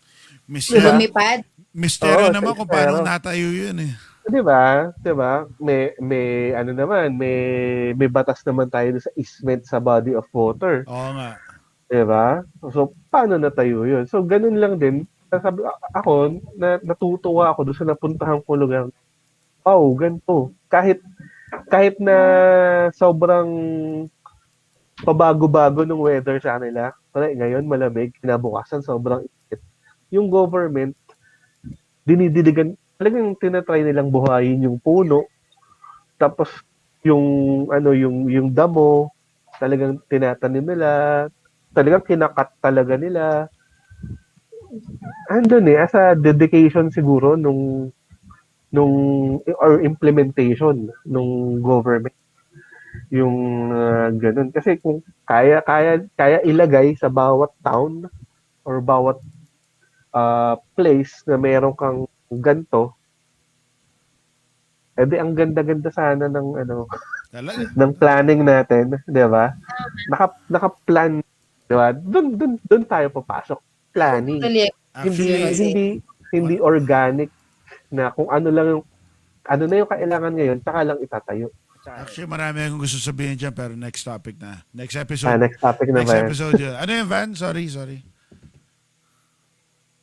nawala na rin yung thought ko eh. Pero parang, yes, really, it's about implementation. Plus, I don't think, with the exception of Bonifacio Global City, I don't think in the modern age na merong pang lugar sa Pilipinas that was properly urban planned Mm. bago umusbong yung businesses or whatever sectors that there is in a certain area. Di ba? Ang talagang meron lang tayo na ganon is BGC. I think Baguio was urban plan pero organically nag-grow na siya into different Manila Actually, din. actually Manila, sa urban Baguio, plan Manila din. pero and Manila, ang urban planner niyan initially si Burnham. Di ba? Kaya nga may yes Burnham pero Park eh. that was Kaso lang, pero that was more than 100 years ago. more than 100 years na kasi. You know what I mean? That's why I'm saying in the modern times meaning, let's say at least 1980s onwards, di ba? Ay, I ako, think Ayala ba? I think Ayala was urban plan pero more of ano siya talaga, di ba? Business district, hindi naman siya talaga like a complete private land ang uh, Ayala eh. yun nga eh. But, di ba? So, ang ngayon, talagang the only thing that we can be proud of is the Bonifacio Global City. Tapos, I think, privately owned din ba yun or something? By, ano yun? B, yung sa Clark din? May sarili silang may sarili Uh, silang umbrella. office beyond big na magpapa-approve ka muna doon sa approving body nila sa loob. Kasi nagkaroon ako ng project BGC noon. So, iba yung sa Taguig na application, iba yung sa kanila. Actually, that's the Oo. same with Makati and Ayala. Yeah. Sir Pakoy, nabanggit mo Clark. Si Clark ba, maayos ba nila ang planning nila? Sunod na, maayos ba ba sila doon? I Well, haven't been to Clark for like a really long time. keep in mind, ang Clark, tira-tira ng, thank you, Architect Albert Dumlao, DD Albert, BCDA, ang Taguig and Clark actually. Sa Clark, keep in mind, tira-tira ng Amerikano. So, it was definitely planned. Sila Sir Albert pala nag-master plan ng BGC. Oh, yun. Added information. Pero again, back to Clark. Ang Clark kasi, tira-tira nga ng Amerikano. So, definitely, I suppose, medyo may planning siya. Kaso lang, planning towards a commercial district, much like what's happening now, I'm not sure, pero I'm sure tulad nga nung sinabi ni Royal Pineda, Architect Royal, yun. Architect Royal Pineda dati, meron nga silang ginawang planning. And in fact, yung at least yung sa planning na pinakita niya or sa plano na pinakita niya, those are looking optimistic, hindi ba? Yes, yes. And something to to emulate. Actually, amazing nga yung plans na pinakita ni Sir Royal eh. Just goes to show that with good government support and hindi lang good na talagang gagawin ng government, hindi ba? I mean, like in ang na-realize ko dito sa planning, magsusupport ang government pero wala na sa implementation. Dahil lahat naman dito may planning eh. Kahit EDSA, I mean to some extent, pinlano yan eh. Hindi ba? Highway 64. Di ba? Eh, kaso Yun lang, nga, yung implementation. yung implementation naman din. Implementation. Na kaya nauuwi sa parang very organic way of growth ng mga cities natin. Ang Manila, for example, Metro Manila in general, ang isa pang difficulty dyan, and ang isa pang difficulty dyan, dahil political districts kasi. So, yung planning ng isang city, not necessarily tugma dun sa planning ng isang city, which is what? Dalawang tumbling away. O Highway 54 pala, sorry. Hindi Highway 64. So which is just a tumbling away, hindi ba? San Juan is one tumbling away to Mandaluyong, and San Juan is one tumbling away from QC. Yes, and Mandaluyong is also One step away nga lang, sir eh. Yes. Ano yun, Van? No, kasi nakakaaliw yung portion ng EDSA, like where the EDSA shrine is, di ba? Kasi Robinson's, that Robinson's Mall there is part of Mandaluyong na, di ba? Is it Mandaluyong or Pasig? Pasig ata. Ortigas na yun eh. That is Ortigas na. Robinson's Galleria is Pasig, pero pagtawid mo, tatawid ka lang, that is QC na. Mm-hmm. Hindi, Corinthian Gardens is QC. Yes, Tapos, pagtawid mo, ang POEA is San Juan. ano ba? Diba? So, tatlong direction yun, sir. Tapos, pagtawid mo pa, ang kalahati ng Mega Mall is Mandaluyong. Mandaluyong. Like, which one is Pasig ba? Is it building A? Tapos building B is Mandaluyong, di ba? I think, yung bandang show. Kung coming from Julia Vargas, what is A? Yung nasa right or nasa left? Coming from Julia Vargas, yung A yung nasa right mo if you're coming from Julia Vargas. Right, so, Yeah. okay. Ang building A yung merong skating rink. Yung old skating rink, ah. Yes, sa food court. Yung Yes. Sa baba. Yes, that's building A. Okay, shows my age again. Pero, kasi ang Kasi I was Mega Mall was my mall. Nung nasa QC pa ako, Mega Mall was my mall. Mega Mall was Basta the shit. pagpasok ko doon, magbabasa lang ako doon sa Power Books. Oo, tsaka sa Music Sa side One. entrance eh. Tapos naging Saka tower. Music One. I Diba? so remember Music One. Ano pa yung isa yung letter P na record store? Is it P ba? Kasi something dalawa silang record store din, Music One yung isa, tapos there's another one pa na medyo close proximity din sila. So parang yun lang din yung Odyssey lang yun naalala ko eh. Odyssey tsaka Music. Pero walang tatalo dun sa shit, I forget the name. Yung nasa may escalator, yung deli, yung sandwich deli. Deli France? No. Doon sa may Music One mismo. Yung escalator doon, merong deli doon na that has stood the test of time. That's been there. Meron doon. That's Kaso been hindi ako there bumibili since kasi mahal. That's been there since 1991. Ang katabi ng Komoro Soba na mahal ko since the 90s kasi sobrang mahal ko lang siya. Yun ang unang-unang, hindi mauna kasi mas una yung mga nasa Makati. Pero sobrang sarap na oh my God. Hanggang ngayon, para bigla akong nagutom, Komoro Soba. Shit. Tapos yung katabi pa noon, yung Mexicali. Anyway, usapan Mega Mall na to eh. Actually, it's now 3 minutes to 11 in the evening. We've been talking for 2 hours. Look at that. Time flies by when you are enjoying Di yourselves ba? and you're very Di ba? So, I think, is this a good podcast episode?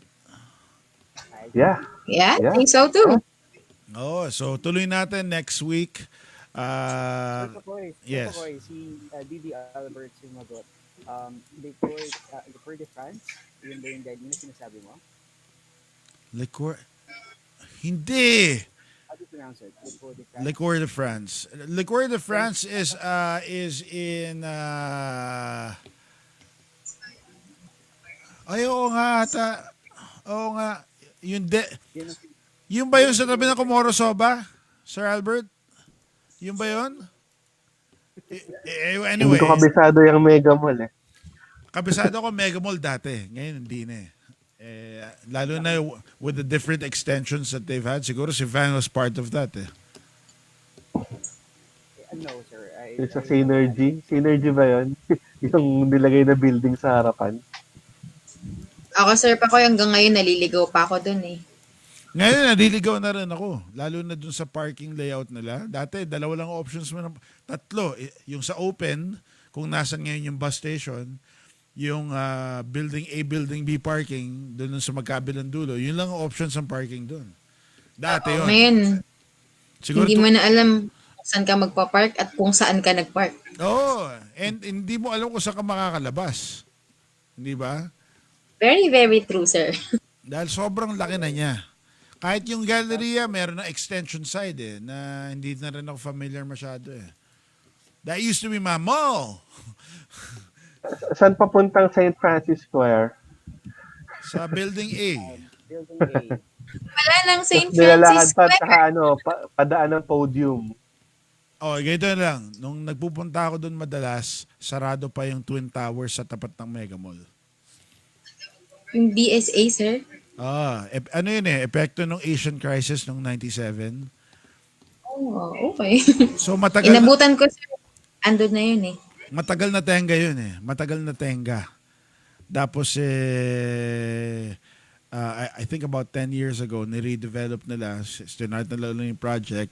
Kaso lang, pangit pa. Sorry, ayoko sabihin pangit. We're public right now.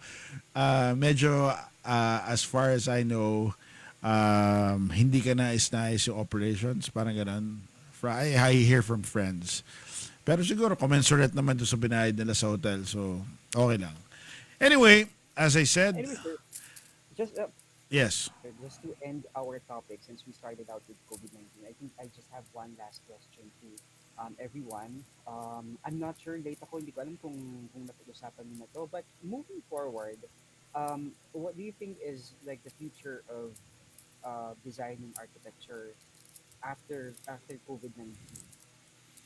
Well, I for one, kasi in the past 20 years, one design aspect was never touched on. Security. Especially in malls, especially in hotels. Ang nangyayari sa lobby, sa entrance, nagkakaroon lang ng parang afterthought na standee na metal detector and everything. Lalo ang SM in particular, para sa akin, it's poorly designed the way people walk through, na parang ang style pa ng mga security guard talagang ka-size nung entrance ng pinto yung table na nalagay nila, di ba? Tapos kailangan mo pa mag-side view para lang makasingit dun sa maliit na. So anyway, my point is that is a result of the experiences that we had 20 years ago, which were the bombings of MRT, bombings of the SM Mega Mall, and among others. Now, that wasn't touched on. Designers, I wouldn't say lacked siguro the talent, hindi naman sa ganon, pero somehow people were thinking na siguro mawawala rin, kaya hindi sila naglagay ng isang permanent structure for security. So I guess in some way ngayon, um, I would think that too, na baka ipagpaliban lang, waiting to end yung trend ng pandemic. And siguro may magma-market diyan ng air purifier ng yung Actually, meron na, di ba? meron na nga, Meron na yun. Yung large mga kwintas. mga large scale purifier for malls, di ba, or something. Um, So kasi I pe- think sa ano sir, sa um, SMX Convention Center, if I'm not mistaken, yung aircon system nila doon ay combined na with the aroma. Kasi di ba pag pumasok ka ng SM malls or whatever building, there's like this distinct smell or distinct fragrance na meron. But si SMX, I think, if I'm not mistaken, I hope I'm not disappointing any of my managers. Wala naman yata makikinig. But nakakombine na yung system na yun sa kanila. So I think what you're trying to say, Sir Pakoy, is yung automation system or parang we are hopeful na after this pandemic, we have a lot of smart items na in our lives, smart TV, smartphones, smart everything, smart people. So we hope na the building can be the ano na rin, di ba, smart itself. yes. Na this security and everything that, you know, medyo lacking in terms of technology can be modernized. Hmm. Ikaw, Kalay. Ako sir, ang ano, I cannot predict, I cannot say I can comment on how the next, kumbaga kung anong tanong ni Architect Van kanina, kung ano yung magiging bagong trend for the architecture world. But siguro I will end with a question. Kasi I've been in retail for quite some time. I worked with in the corporate world of retail for quite some time. Actually, after I graduated, retail kagad pinasok ko until nag-private practice ako. So, consumerism talaga and commercialism, kinain na talaga yung mundo natin. So, what I will leave yung mga viewers natin for tonight is, will that be will that still be the trend? Kumbaga, yung tanong mo nga sir kanina na, yung topic mo kanina na, are we still designing yung buhay or the world we live in, or we are letting the world we live in dictate how we live? So that will be my question for the whole, It's nice, huh? actually, Tama, tama. for the whole for the whole this pandemic, after the pandemic, or kung hanggang kailan man siya masagot. So that will be my question. So will consumerism, commercialism, or what will happen still dictate how we live, Or and how architecture will be. So yun yung for me. or whatever ism will take place, diba? Anyway, Yeah, Right. kasi maraming bagong trends nang papasok eh.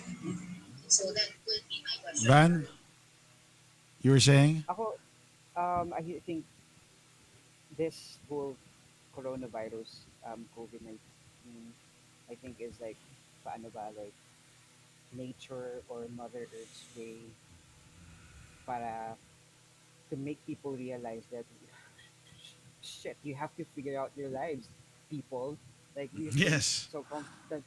Alam mo yun, we've been so constantly living with whatever we have right now na ang dami natin ang nare-reflect. Hindi lang sa design, but a lot of aspects in our life. So, parang we've been through a lot of transitions, di ba? We had the Spanish flu, well, was that Spanish flu? We had wars, we had typhoons, we had a lot.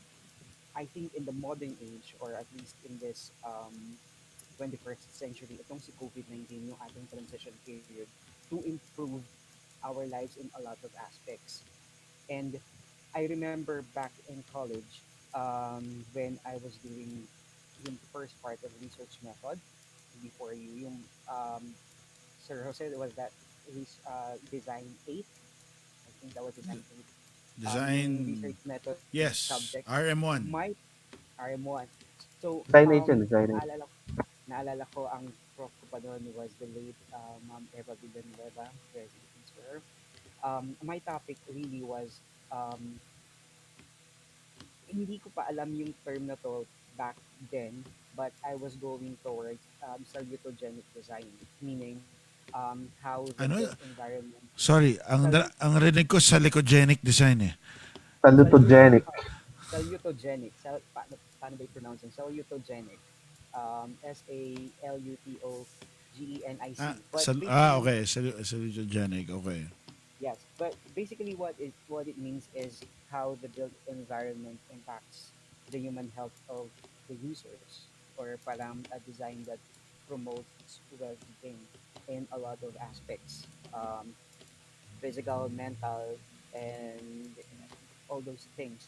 So ako ang hope ko in terms of architecture and design and after COVID-19 is that I hope at least in the Philippines, or especially here in the Philippines, that large buildings or large scale projects will be able to promote this kind of approach na your users parang they don't just come here to work, or they don't just come here to shop, diba? Parang there's also an effect in their well-being, like introduction of a lot of indoor roof gardens and stuff like that, and then elements in your building that could actually promote physical activities rather than using escalators or elevators, mga ganon, and places that could promote outdoor spaces pa. Alam mo yun?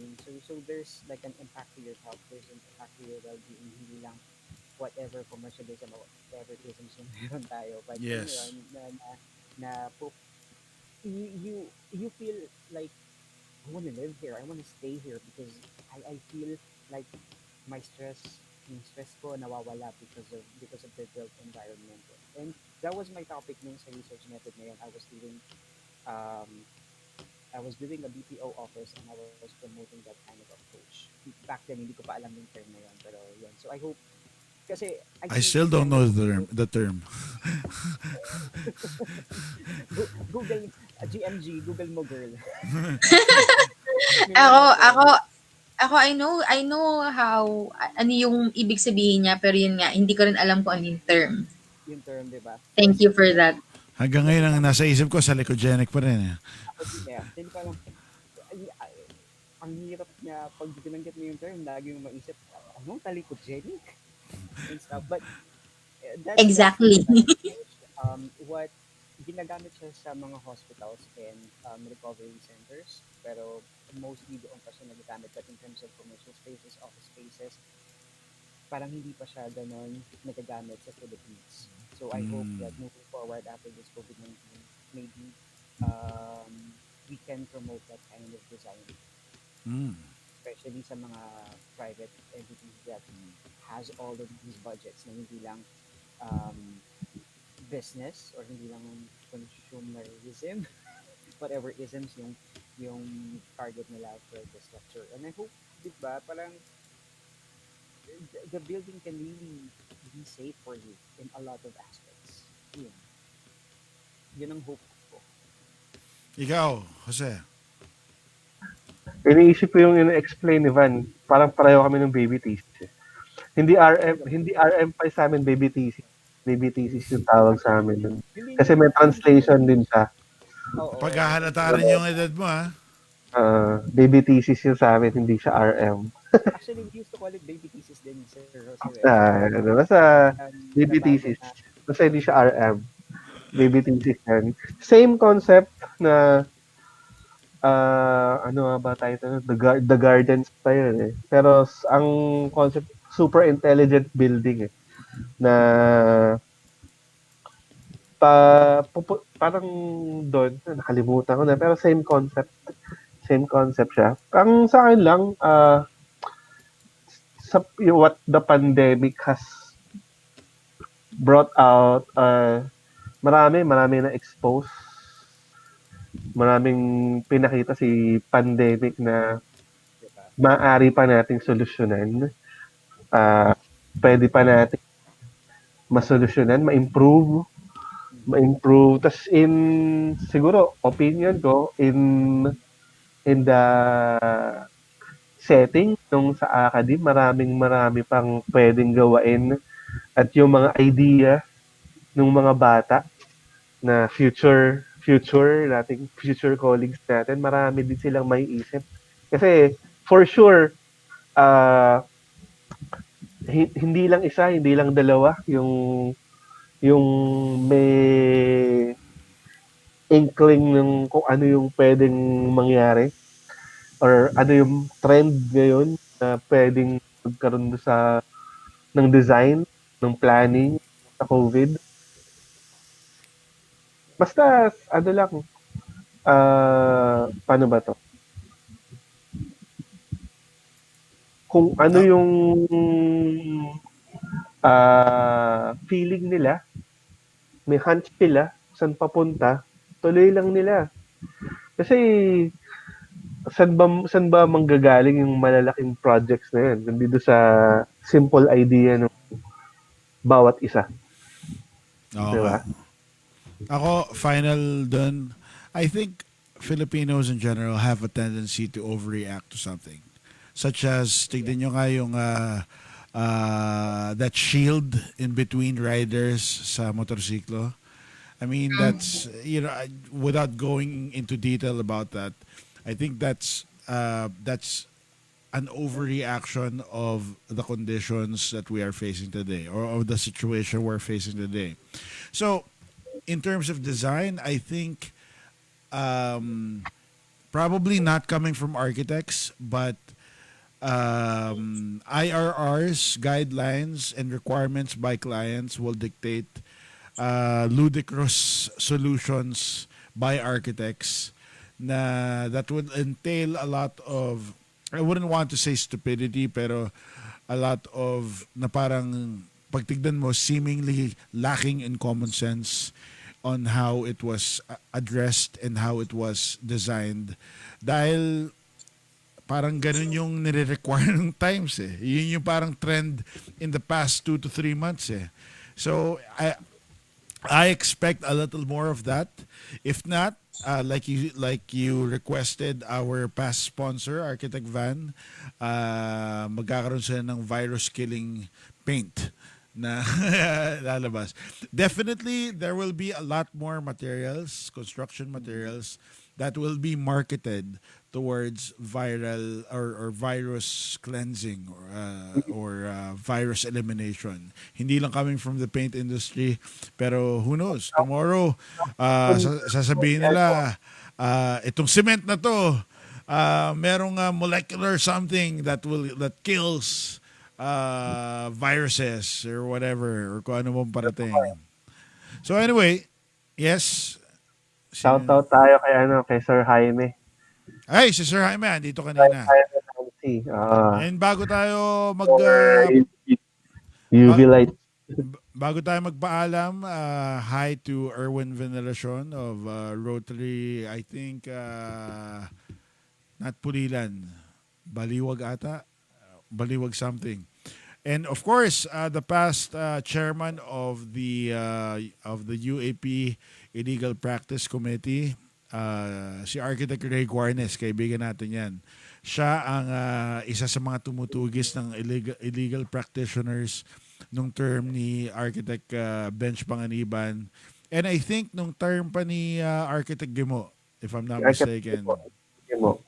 So malaking palakpak sa iyo, Sir Architect Ray Guarnes, and malaking palakpak sa iyo, Sir Jose, Sir Van, and Madam Thank you. Kalay. Woohoo! Nakatapos tayo. Last word lang siguro. I think looking at the bright side of things, I think we will survive this, di ba? Maano tayo, resilient naman ng human, and looking at the history of human, like I said earlier, we've been through a lot, and I think this Yes. COVID, it's just a tool for the universe to make people rethink and reimagine, or I think rethink and reshape their lives. Para moving forward, we can improve our lives, and then mas mapapaganda natin, mas mapapaayos yung buhay. But we will survive. Definitely, definitely. Yeah, and we will hope for the best always. Wala pa namang something maliban sa bomba na papatay sa sa ating lahat. Anyway, so that was the very first episode of the Poste Podcast. Um, I'm hoping that this will be a regular thing. We're looking at making this a weekly thing. So tune in for announcements. We'll make the announcements via the Poste Facebook page. If and when I get to fix everything, we'll probably be on YouTube next week. But probably will be on Facebook as well. So once again, good night to you all. This has been Architect Pakoy Anyag for the Poster Podcast. Again, tune in every week. We'll have different topics, different guests, and different things happening. Ano bang ma-expect natin sa inyo? Anong gusto niyo makita sa Poster Podcast? Well, like I said, di ba, I hope that this could be a platform para we can reach out to other people bukod sa tao, bukod sa members ng ating chapter, but we could reach out to some more architects all over the Philippines, and Yes. hopefully can be a platform for more information, more educational information na pwede nating i-share sa lahat. Yeah. Yeah, and not just educational information, sir. Awareness din siguro about the profession, what about it, what we really can do and what we really can contribute to the community, not just being statisticians of our surroundings, but really um, function driven Yeah. designs. Ang poste naman, just so you know, it's always been research based. Every topic that I put out there has been research based, and so definitely it's geared towards the general public so that they'd have information about our industry, and of course protection din sa ating mga arkitekto. So and there's no better protection than awareness that we exist, awareness of what to do and what not to do for their construction needs and planning. Ikaw, Jose. Ngayon lang ako lumabas sa camera, pero matagal na akong behind the camera. Oo nga. Wala pong poste. Dati pa, nung meron kami dati UAP Podcast. Kami yung pakulo ng UAP Podcast dati. So, Ngayon lang ako lumabas sa harapan ng camera. oo nga. So, good to see you, Jose. So, anyway, Lagi ako nandun sa outro lang ako. Pipis lang akong ganun. merong daplis lang ng camera.